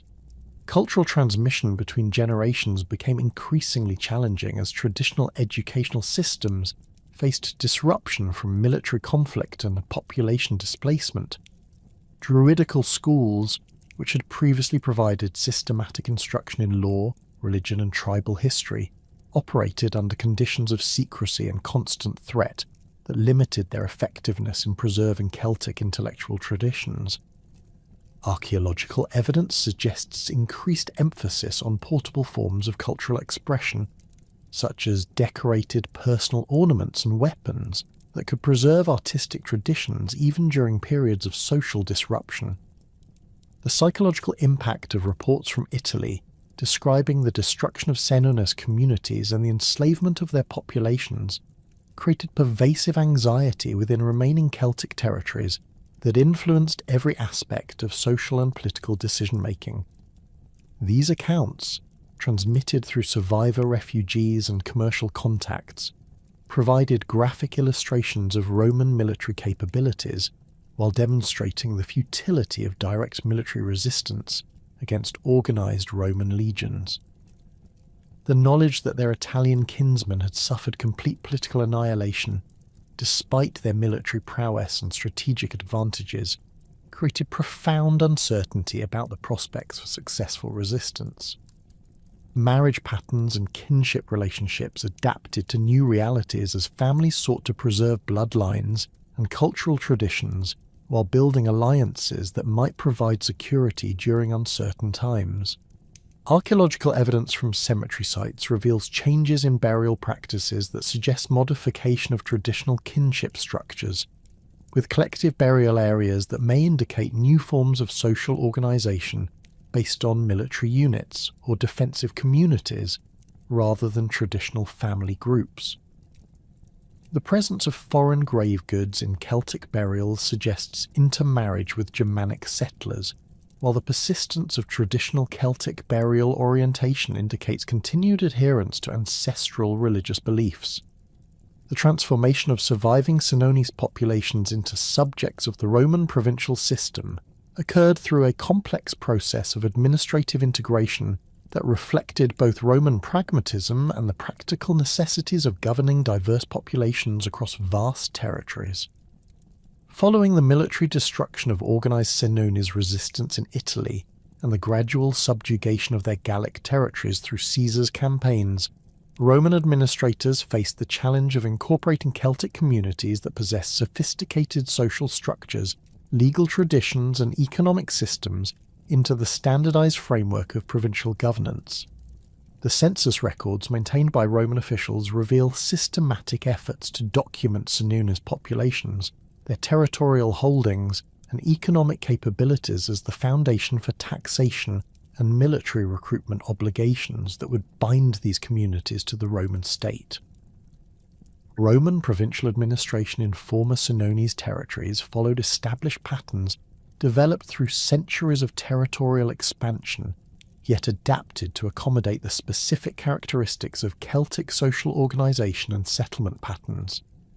The civitas system, which recognised existing tribal boundaries while subordinating them to Roman authority, provided a framework for preserving Celtic identity within imperial structures. Archaeological evidence from administrative centres established in former Senones territories reveals substantial construction projects including basilicas, forums, and administrative buildings that served both practical governmental functions and symbolic demonstrations of Roman power. These structures, typically built using Roman architectural principles but incorporating local materials and decorative elements, represented the physical manifestation of cultural transformation as Celtic communities adapted to new political realities. The appointment of Roman magistrates to oversee former Senones territories introduced standardized legal procedures and administrative practices that gradually replaced traditional Celtic governance mechanisms. However, Roman administrators recognized the practical value of existing Celtic institutions and frequently incorporated tribal leaders into the new administrative hierarchy through grants of Roman citizenship and appointment to subordinate governmental positions. Inscriptional evidence from throughout the former Senones regions documents numerous examples of Celtic nobles who received Roman names and titles while maintaining authority over their traditional followers, creating hybrid leadership structures that facilitated peaceful transition from tribal to provincial governance. Legal integration proved particularly complex as Roman jurisprudence encountered Celtic legal traditions that differed fundamentally in their approaches to property rights, personal obligations, and dispute resolution. Celtic law, preserved through oral tradition and administered by Druids, emphasized collective responsibility and restorative justice principles that contrasted sharply with Roman emphasis on individual accountability and punitive measures. Roman legal officials worked systematically to document Celtic legal customs while identifying areas where accommodation could occur without compromising essential Roman legal principles.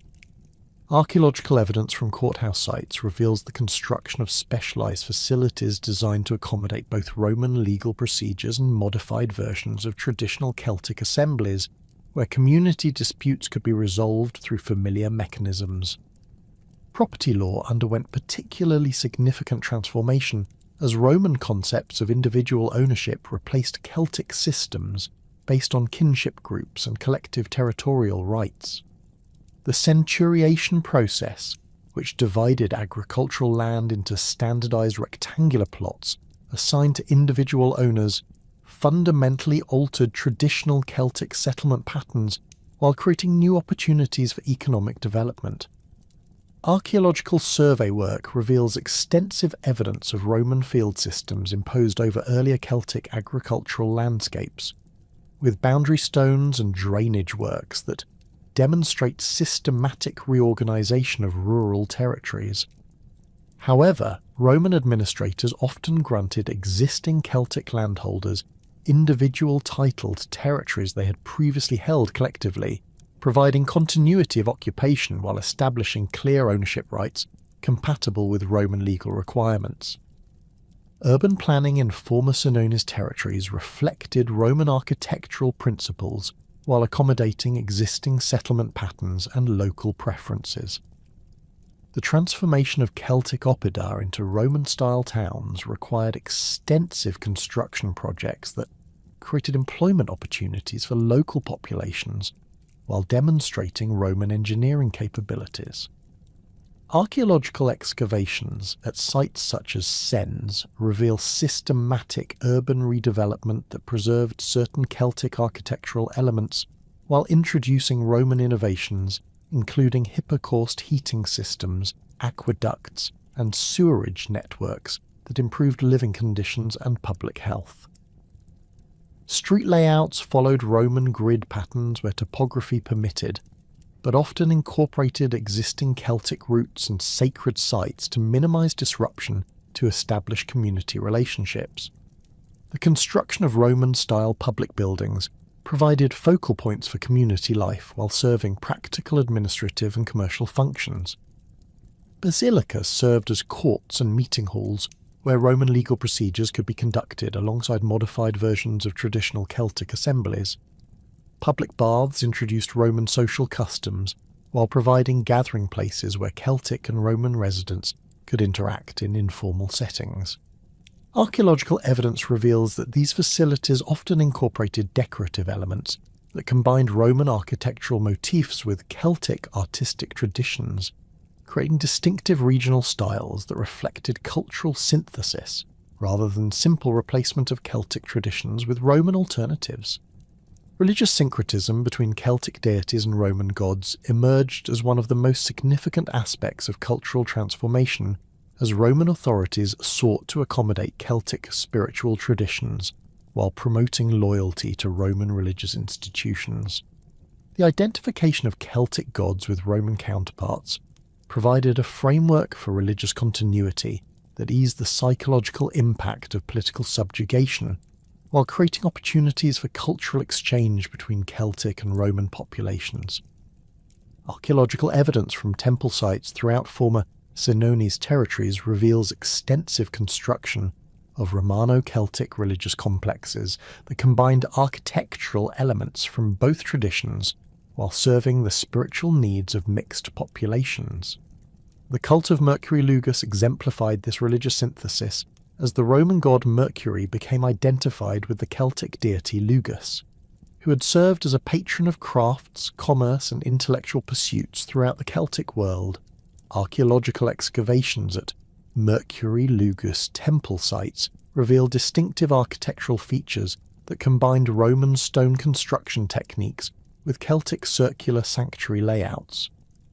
Votive inscriptions document the dedication of offerings by both Celtic and Roman worshippers, often using bilingual texts that preserved Celtic divine names alongside Roman religious formulas. The iconography associated with Mercury Lugus incorporated traditional Celtic symbols, including torques, wheels, and animal motifs, alongside Roman attributes such as the caduceus and winged sandals. Temple construction projects provided opportunities for Celtic craftsmen to adapt their skills to Roman architectural requirements while preserving traditional decorative techniques. Stone carving workshops associated with religious sites produced architectural sculpture that combined Roman figurative styles with Celtic abstract patterns, creating distinctive regional artistic traditions.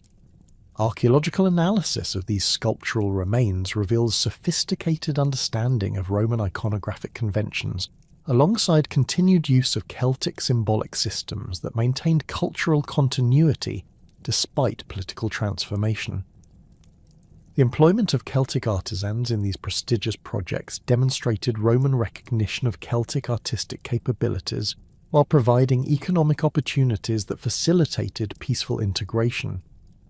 Religious festivals and ceremonial practices underwent gradual modification as Celtic seasonal celebrations were incorporated into Roman religious calendars through identification with corresponding Roman observances. The Celtic festival of Senones found expression within Roman religious practice through association with festivals honouring the dead, while Beltane celebrations merged with Roman spring festivals that emphasised agricultural renewal and fertility. Archaeological evidence from sanctuary sites reveals continuity in ritual practices, including votive offerings and animal sacrifice, though conducted within architectural settings that reflected Roman religious aesthetics. The persistence of traditional Celtic ritual objects, including torques, cauldrons, and decorated weapons in Romano-Celtic religious contexts, demonstrates the successful preservation of essential spiritual practices within modified institutional frameworks. Druidical religious authority faced systematic Roman suppression due to its association with political resistance and its role in preserving Celtic cultural independence. However, Roman administrators recognized the practical value of Celtic religious knowledge, particularly in areas such as calendar calculation, agricultural timing, and traditional medicine. Archaeological evidence suggests that Druids adapted to Roman religious requirements through adoption of Roman priestly titles and incorporation into official religious hierarchies, where their expertise could serve Roman administrative needs. Inscriptional evidence documents Celtic religious specialists serving Roman temples while maintaining knowledge of traditional Celtic religious practices that continue to serve local community needs. Material culture transformation proceeded gradually as Celtic populations gained access to Roman manufactured goods, while adapting traditional craft techniques to new market demands and aesthetic preferences. Pottery production exemplified this cultural synthesis, as Celtic potters learned Roman wheel-throwing techniques and kiln construction, while maintaining traditional decorative motifs and vessel forms that served familiar cultural functions. Archaeological assemblages from domestic sites reveal gradual replacement of traditional Celtic handmade ceramics with wheel-thrown vessels that combined Roman technical sophistication with Celtic aesthetic preferences. The development of regional pottery styles that incorporated elements from both traditions created distinctive material culture that reflected successful cultural adaptation rather than simple replacement of Celtic traditions. Metalworking traditions underwent significant evolution as Celtic smiths adapted their sophisticated techniques to Roman market demands, while preserving traditional skills in weapon production and decorative metalwork. Archaeological evidence from the workshop sites reveals continued production of traditional Celtic ornaments, including torques and brooches, alongside Roman-style jewellery and household implements. The quality of metalwork from Romano-Celtic workshops often exceeded contemporary Roman standards, suggesting that Celtic technical expertise found ready markets within the broader Roman economy. Iron production increased substantially under Roman administration as improved transportation networks and standardized currency systems facilitated trade relationships that had been difficult to maintain under traditional Celtic political organisation. Textile production reflected similar patterns of cultural synthesis as Celtic weavers adapted traditional techniques to Roman fashion preferences while maintaining production of traditional Celtic garments for local markets. Archaeological evidence from textile workshops reveals the introduction of Roman-style looms alongside continued use of traditional Celtic weaving equipment. The discovery of textile fragments in waterlogged archaeological context demonstrates the production of high-quality woolen fabrics that combined Celtic dyeing techniques with Roman weaving patterns. The export of Celtic textiles to other parts of the Roman Empire provided economic opportunities that enhanced local prosperity, while spreading knowledge of Celtic artistic traditions throughout the Mediterranean world. Language adoption proceeded unevenly as Latin gradually became the language of administration and formal education, while Celtic languages persisted in domestic and rural contexts.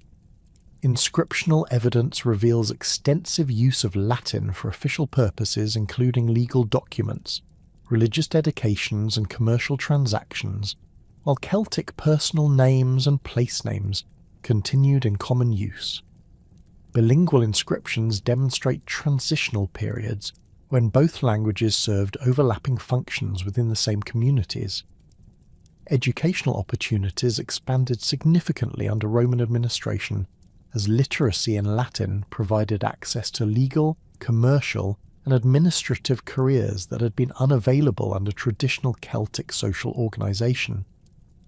The establishment of Roman-style schools in former Senones territories provided systematic education in Latin language and literature, while creating opportunities for cultural exchange between Celtic and Roman intellectual traditions. Archaeological evidence from school sites reveals the construction of specialised educational facilities, including libraries and lecture halls, that served both practical educational functions and symbolic demonstrations of Roman cultural sophistication. However, these institutions often incorporated Celtic educational traditions, particularly in areas such as rhetoric and oral performance, where Celtic expertise complemented Roman educational objectives. Traditional Celtic practices faced gradual decline as Roman alternatives provided more efficient or attractive options for addressing practical needs and social aspirations. Celtic legal procedures, while preserved in modified form for local dispute resolution, gradually gave way to Roman legal mechanisms that offered more predictable outcomes and greater enforcement capabilities. Traditional Celtic military organisation became obsolete as Roman military service provided career opportunities and social advancement that exceeded anything available through traditional Celtic warrior culture. Archaeological evidence from weapon deposits reveals declining production of traditional Celtic military equipment alongside increased adoption of Roman military gear by Celtic populations serving in auxiliary units. Agricultural practices underwent systematic modification as Roman techniques and crops were introduced alongside traditional Celtic farming methods. The introduction of Roman agricultural tools, including improved ploughs and harvesting equipment, increased productivity while reducing labour requirements. Archaeological evidence reveals the construction of Roman-style farm buildings, including granaries and processing facilities that enhance storage capabilities and food security. The cultivation of Mediterranean crops, including grapes and olives in areas where climate permitted, created new economic opportunities while diversifying agricultural production beyond traditional Celtic grain and livestock farming. Social stratification evolved as Roman citizenship and administrative positions provided new pathways for advancement, while traditional Celtic aristocratic privileges lost their practical significance.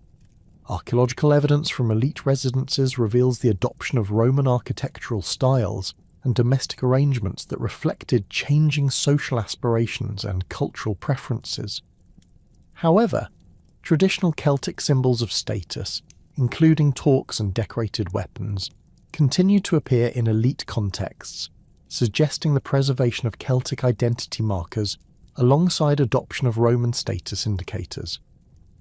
The integration of Celtic elites into Roman administrative hierarchies created hybrid social structures that combined elements from both traditions while serving the practical needs of provincial governance. The transformation of former Senones territories into integral components of the Roman Empire during the 1st and 2nd centuries AD witnessed the emergence of a distinctive Romano-Celtic military tradition as veterans from auxiliary units returned to their homeland communities carrying with them decades of experience gained through service in imperial campaigns across 3 continents. These soldiers, recruited initially from subjugated Celtic populations as part of their obligations to the Roman state, evolved into professional warriors whose expertise proved invaluable to Roman military operations from Britain to Mesopotamia. Archaeological evidence from military discharge diplomas discovered throughout former Senones regions documents the systematic recruitment of Celtic youth into specialised auxiliary cohorts that served alongside regular legions while maintaining distinct tactical capabilities derived from traditional Celtic warfare methods. The cohors Senones, established during the early Augustan period, represented the most prestigious of these Celtic auxiliary units and served with distinction in campaigns throughout the empire for over 2 centuries. Military records preserved on bronze tablets reveal that this cohort participated in the conquest of Britain under Claudius and the Dacian campaigns of Trajan, accumulating battle honours that rivaled those of veteran legions. The unit's tactical specialty involved rapid reconnaissance operations and pursuit of fleeing enemies, roles that exploited traditional Celtic advantages in mobility and individual fighting skills while integrating these capabilities into Roman strategic frameworks. Tombstone inscriptions from veterans of this cohort document careers spanning 25 years of continuous service, with promotions through the centurionate that provided pathways to Roman citizenship and social advancement previously unavailable to Celtic populations. The military equipment issued to Celtic auxiliary units reflected sophisticated adaptation of traditional Celtic weapons and armour to Roman tactical requirements and manufacturing standards. Archaeological excavations at auxiliary fort sites have recovered standardised spatha swords that combine the length and cutting capability of traditional Celtic longswords with Roman metallurgical techniques and quality control standards. These weapons, measuring approximately 75 centimetres in length, provided Celtic auxiliaries with familiar fighting capabilities while meeting Roman specifications for durability and maintenance. Shield construction incorporated Celtic decorative motifs within Roman structural frameworks, creating distinctive unit identifications that preserve tribal artistic traditions while serving practical military functions.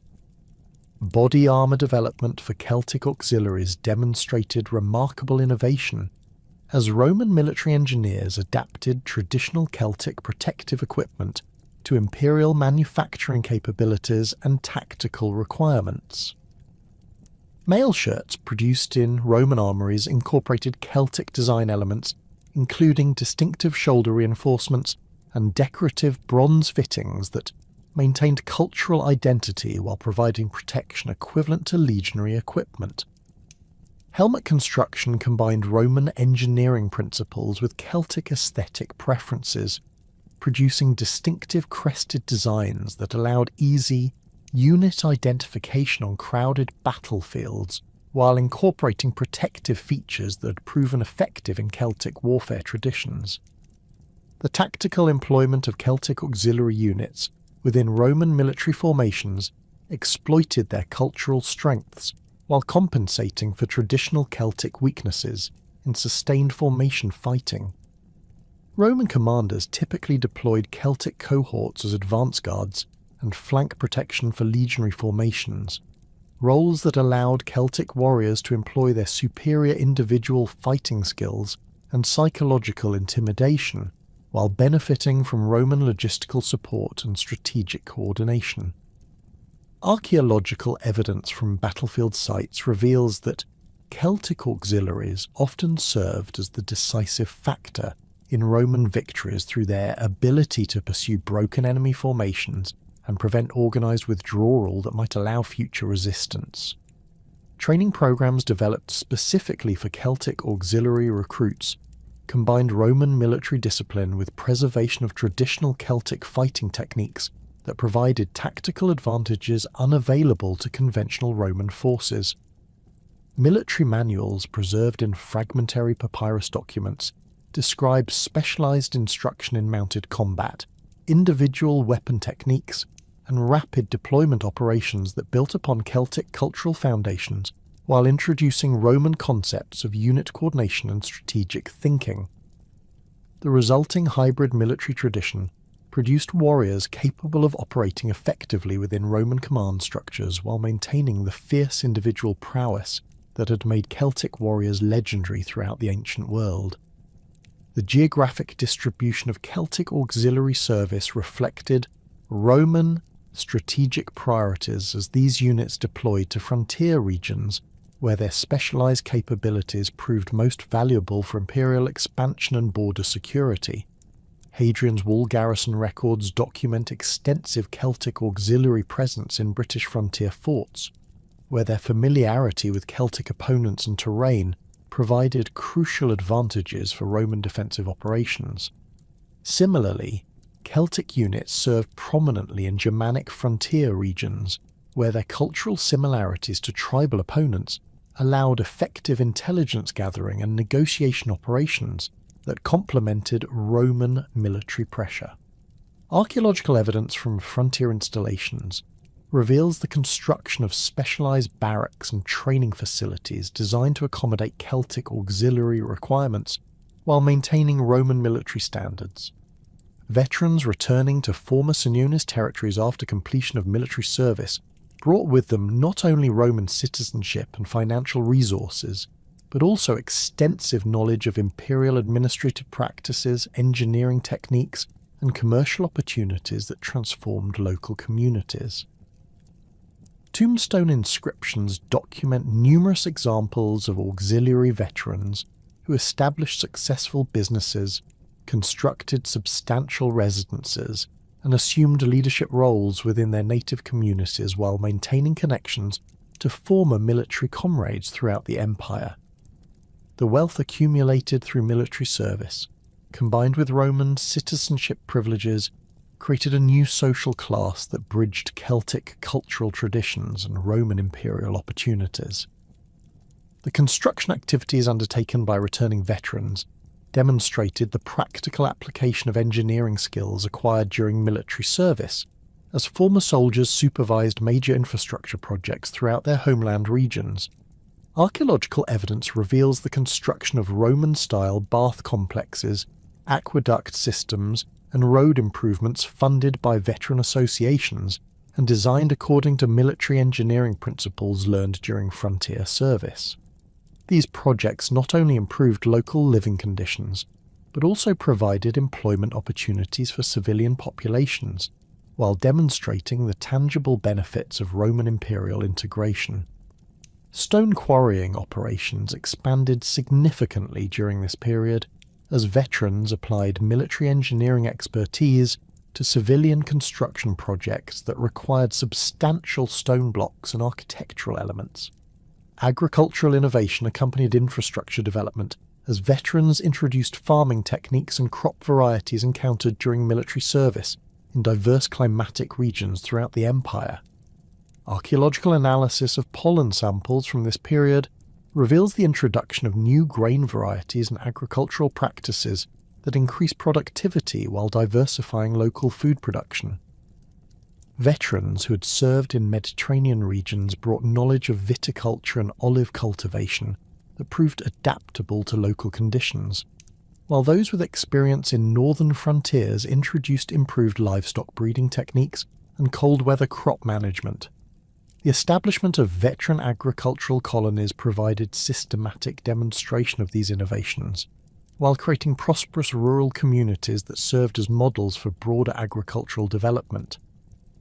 Commercial networks established by veteran associations created unprecedented opportunities for trade relationships that connected former Senones territories to markets throughout the Roman Empire. Archaeological evidence from port facilities and commercial centres reveals substantial expansion of trading infrastructure during the 1st and 2nd centuries AD, with warehouse construction and harbour improvements that facilitated maritime commerce with the distant provinces. Veterans utilised their military contacts and citizenship privileges to establish trading partnerships that provided access to luxury goods, raw materials, and manufactured products previously unavailable to Celtic populations. The standardisation of weights, measures and currency that accompanied Roman administration eliminated traditional barriers to long-distance commerce, while creating opportunities for systematic economic development. The archaeological record from Romano-Celtic settlement sites throughout former Senones territories reveals profound material culture changes that reflected both Roman cultural influence and the preservation of distinctive Celtic traditions within imperial frameworks. Excavations at rural farmsteads dating to the 1st century AD demonstrate the gradual adoption of Roman architectural techniques and domestic arrangements while maintaining traditional Celtic spatial organisation and decorative preferences. House construction incorporated Roman innovations including hypocaust heating systems and tile roofing while preserving Celtic circular building layouts and symbolic orientations that maintained cultural continuity. Kitchen areas reveal the adoption of Roman cooking techniques and dietary preferences alongside continued preparation of traditional Celtic foods, using familiar methods and equipment. Pottery assemblages from domestic contexts demonstrate sophisticated cultural synthesis, as local potters adapted Roman wheel-throwing techniques and kiln construction to produce vessels that combined Roman functional efficiency with Celtic decorative traditions. Archaeological analysis reveals the development of distinctive regional pottery styles that incorporated traditional Celtic motifs, including spirals, animal figures, and geometric patterns within Roman vessel forms designed for specific functional purposes. The quality and artistic sophistication of these hybrid ceramics often exceeded contemporary Roman provincial standards, suggesting that Celtic artistic traditions enhanced rather than simply adapted to Roman cultural requirements.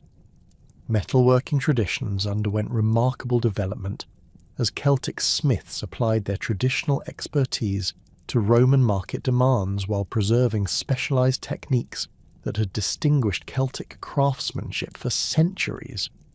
Archaeological evidence from workshop sites reveals continued production of traditional Celtic ornaments, including torques and brooches, alongside Roman-style jewellery and household implements that served expanding commercial markets. The discovery of sophisticated smelting facilities and tool assemblages demonstrates technological advancement that combined Celtic metallurgical knowledge with Roman engineering principles and quality control standards. Iron production increased dramatically as improved transportation networks and standardised currency systems created markets for Celtic metalwork throughout the Roman Empire. Religious architecture throughout former Senones territories reflected the successful synthesis of Celtic spiritual traditions with Roman religious institutions, as temple construction projects combined architectural elements from both cultures while serving the spiritual needs of mixed populations.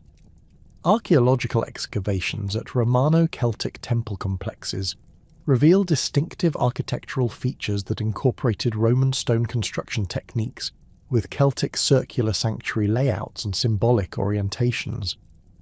The Temple of Mercury Lugus at Sens exemplified this architectural synthesis, with its combination of Roman columnar facades and Celtic circular inner sanctuaries that preserved traditional ritual spaces while providing impressive public architecture that demonstrated community prosperity and cultural sophistication. Votive deposits from these religious sites document the continued practice of traditional Celtic religious customs within Roman institutional frameworks as worshippers dedicated offerings that combined Roman manufactured goods with traditional Celtic ritual objects.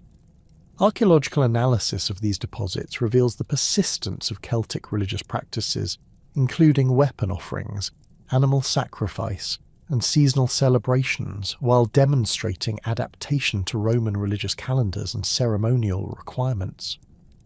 The bilingual nature of many votive inscriptions indicates successful preservation of Celtic divine names and religious concepts within Latin religious formulas that satisfied Roman administrative requirements. Educational developments within former Senones territories created unprecedented opportunities for intellectual advancement, as Roman-style schools provided systematic instruction in Latin language and literature while incorporating Celtic educational traditions that emphasized oral performance and memorization.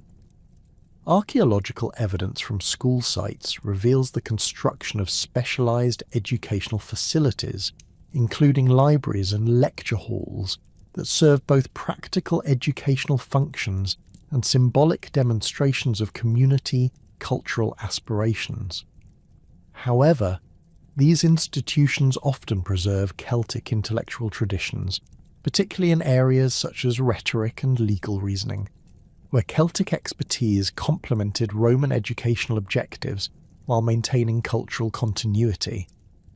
The preservation of Celtic place names throughout the Roman provincial period demonstrates the systematic accommodation of Celtic cultural identity within imperial administrative frameworks, as Roman officials recognized the practical value of existing geographic terminology while establishing standardized administrative boundaries. Inscriptional evidence reveals the continued use of Celtic settlement names alongside Latin administrative designations, creating bilingual geographic terminology that served both local cultural needs and imperial administrative requirements. Archaeological survey work has identified numerous examples of Roman administrative centres that preserved Celtic names while adopting Roman urban planning principles and architectural styles.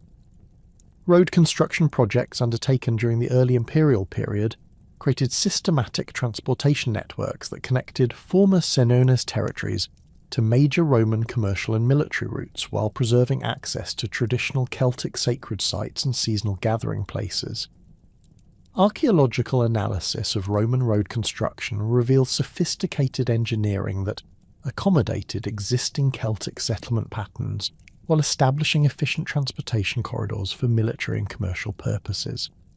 Bridge construction and river crossing improvements facilitated trade relationships while maintaining access to traditional Celtic religious sites that continue to serve important cultural functions within the Roman provincial system. Urban planning in major administrative centres reflected Roman architectural principles while accommodating Celtic social organisation and cultural preferences through modified street layouts and public building arrangements. The transformation of Sens into a major Roman administrative centre required extensive construction projects that preserved certain Celtic architectural elements, while introducing Roman innovations, including forum complexes, basilicas, and public bath facilities. Archaeological excavations reveal systematic urban redevelopment that created employment opportunities for local populations, while demonstrating Roman engineering capabilities and administrative efficiency. Street layouts followed Roman grid patterns where topography permitted, but often incorporated existing Celtic routes and sacred sites to minimize disruption to establish community relationships. Economic specialization increased significantly under Roman administration as improved transportation networks and standardized currency systems created opportunities for regional economic development based on local resource advantages and traditional Celtic craft expertise.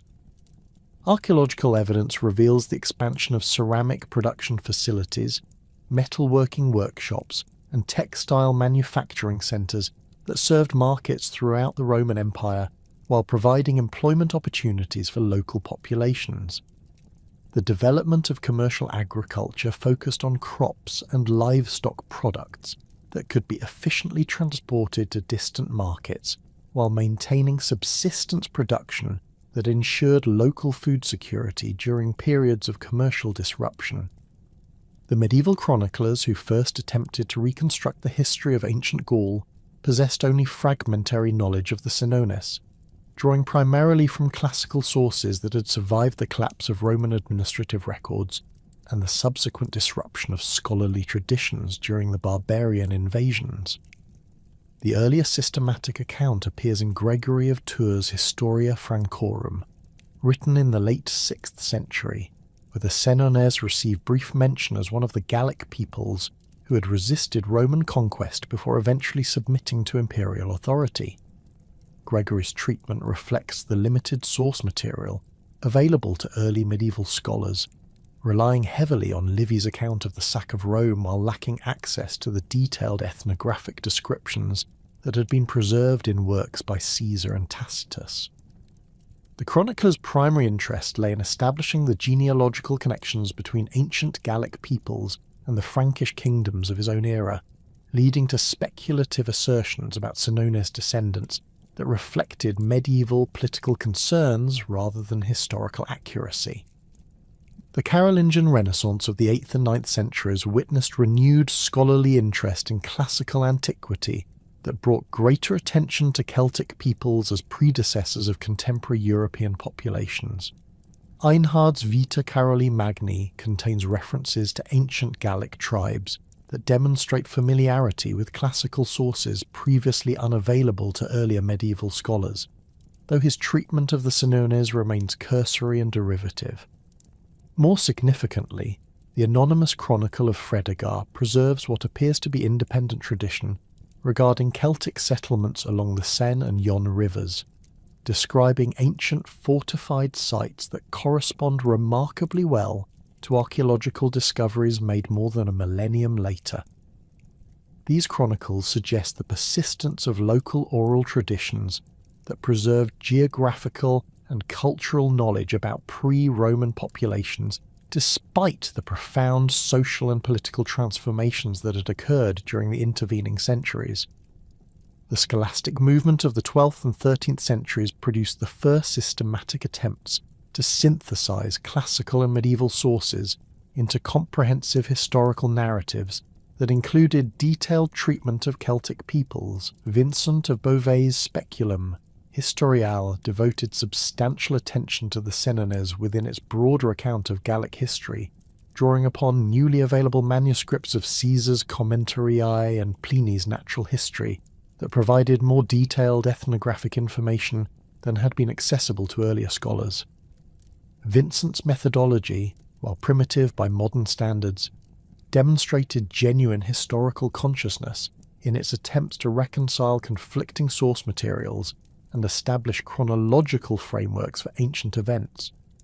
His description of Senones' territorial boundaries and settlement patterns, based on careful analysis of classical geographic sources, proved remarkably accurate when compared to modern archaeological evidence.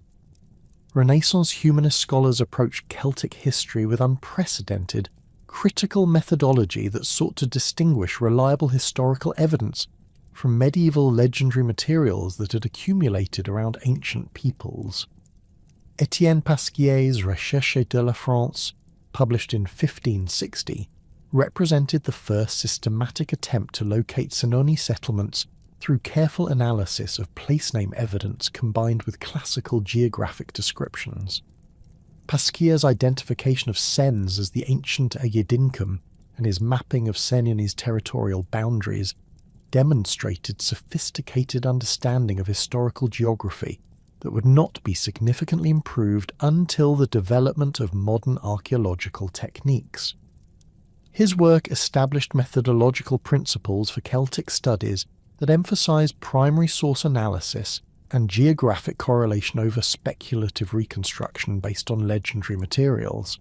The antiquarian movement of the 17th and 18th centuries produced increasingly sophisticated investigations of Celtic material remains as scholars began systematic examination of ancient fortifications, burial sites, and artifact deposits throughout former Gallic territories. dont Bernard de Montfaucon's L'Antiquité expliquée included detailed illustrations of Celtic coins, weapons, and ornaments that provided the first systematic catalogue of Senones material culture based on actual archaeological specimens rather than classical literary descriptions. These early antiquarian studies, while lacking modern stratigraphic methodology, preserved crucial information about artefact context and site associations that would prove invaluable for later archaeological interpretation. The documentation of coin hoards and burial assemblages discovered during agricultural activities created databases that revealed patterns of Senones settlement and cultural development invisible to classical authors who had observed these peoples only during periods of political crisis. The emergence of scientific archaeology during the 19th century revolutionized understanding of Celtic civilization through systematic excavation techniques that could recover detailed information about daily life, economic activities, and social organization. The discovery of the Vix burial in 1953 represented a watershed moment in Senones archaeology, revealing the extraordinary wealth and international connections of Celtic elites during the 6th century BC. The massive bronze crater found in this burial, manufactured in Greek workshops and transported over vast distances to reach its final resting place in a Celtic grave, demonstrated the sophistication of trade networks that connected Senones territories to Mediterranean civilizations centuries before Roman conquest.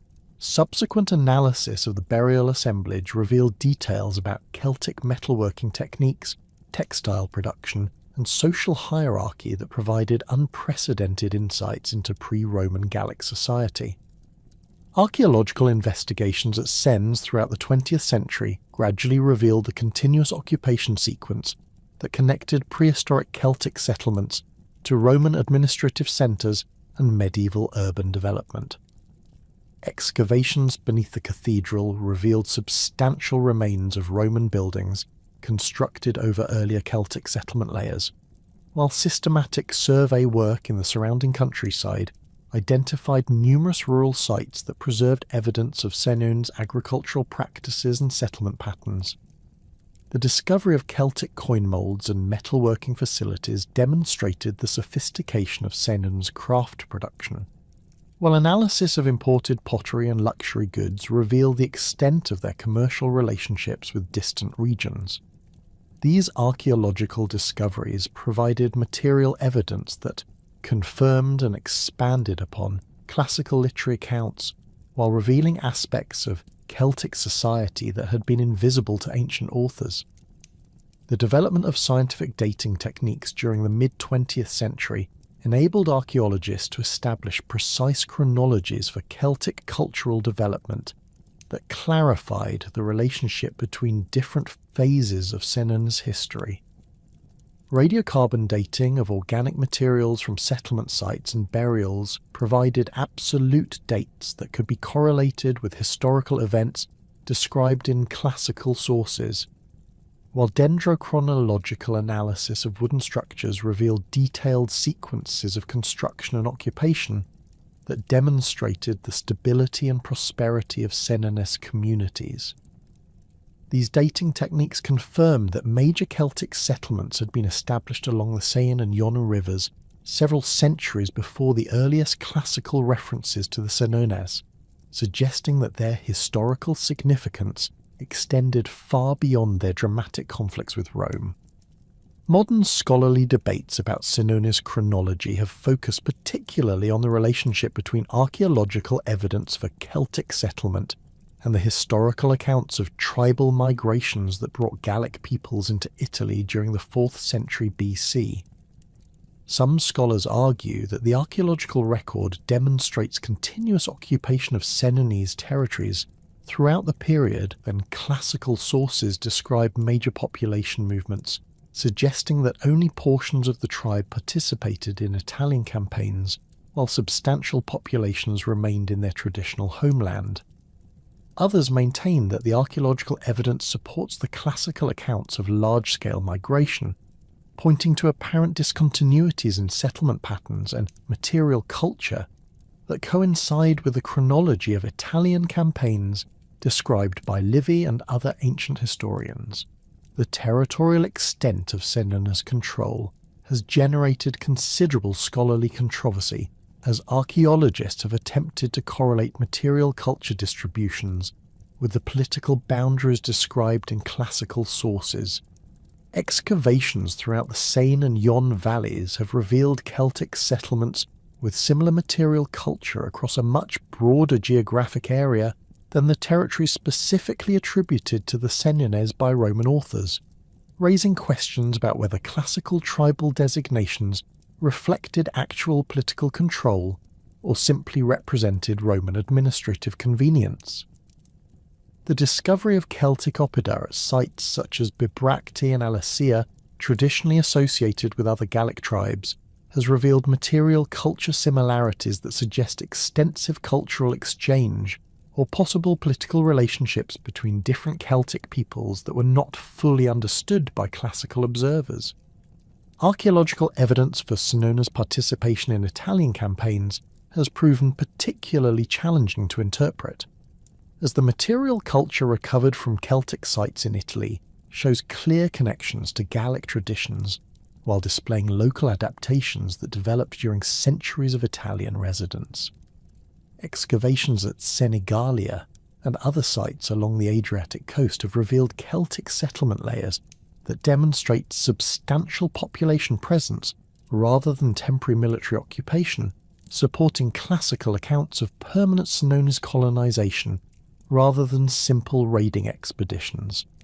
However, the archaeological evidence also suggests continuous cultural evolution and adaptation to Italian conditions that created distinctive Romano-Celtic material culture traditions that differed significantly from contemporary developments in Gallic territories. Contemporary understanding of Celtic civilization has been profoundly influenced by archaeological discoveries that have revealed the sophistication and complexity of pre-Roman European societies. The Senones, as one of the most historically visible Celtic peoples due to their dramatic conflicts with Rome, have served as a crucial case study for understanding broader patterns of Celtic social organisation, economic development, and cultural achievement. Archaeological evidence from Senones territories has demonstrated that Celtic societies possessed sophisticated metallurgical techniques, complex trade networks, and advanced agricultural practices that supported substantial populations and enabled significant cultural achievements. The quality of Celtic craftsmanship revealed through archaeological investigation has challenged earlier scholarly assumptions about the primitive nature of pre-Roman European societies while demonstrating the cultural losses that accompanied Roman conquest and assimilation. The role of the Senones in the Roman conquest of Gaul has been reassessed through archaeological evidence that reveals the complexity of Romano-Celtic relationships during the period of imperial expansion. Rather than simple military conquest followed by cultural replacement, the archaeological record demonstrates gradual processes of cultural synthesis that preserved many Celtic traditions within Roman institutional frameworks. The discovery of Romano-Celtic temples, hybrid artistic traditions, and bilingual inscriptions reveals that Celtic cultural identity persisted for centuries after political subjugation, adapting to Roman administrative requirements while maintaining distinctive characteristics that reflected pre-conquest traditions. This evidence has encouraged scholarly re-evaluation of Roman imperial policies and their long-term cultural consequences throughout the Celtic world. Modern archaeological techniques have revealed previously unknown aspects of Senones society that were invisible to classical observers and unavailable to earlier scholars. Environmental archaeology has reconstructed ancient climate conditions and agricultural practices that explain the economic foundations of Celtic prosperity, while scientific analysis of metal artifacts has revealed sophisticated trade networks that connected Celtic territories to distant sources of raw materials and finished goods. The application of GIS technology to archaeological survey data has enabled systematic analysis of settlement patterns and territorial organisation that provides new insights into Celtic political structures and social organisation. These technological advances continue to generate new discoveries that expand understanding of Celtic civilization, while raising new questions about the relationship between archaeological evidence and historical interpretation. The legacy of the Senones in contemporary historical consciousness reflects their dramatic role in some of the most memorable events of ancient history, particularly the sack of Rome that demonstrated the vulnerability of emerging Roman power to Celtic military capabilities. Their story embodies broader themes of cultural contact, imperial expansion, and the complex processes through which diverse peoples were incorporated into expanding Mediterranean civilizations.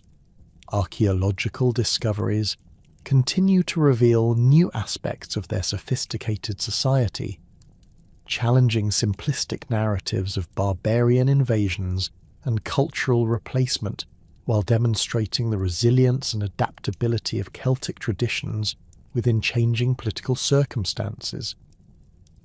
The Senones thus represent not merely an ancient people whose political independence was eventually extinguished, but a complex society whose cultural contributions were preserved and transformed through centuries of historical development that connected prehistoric European traditions to the foundations of medieval and modern European civilization.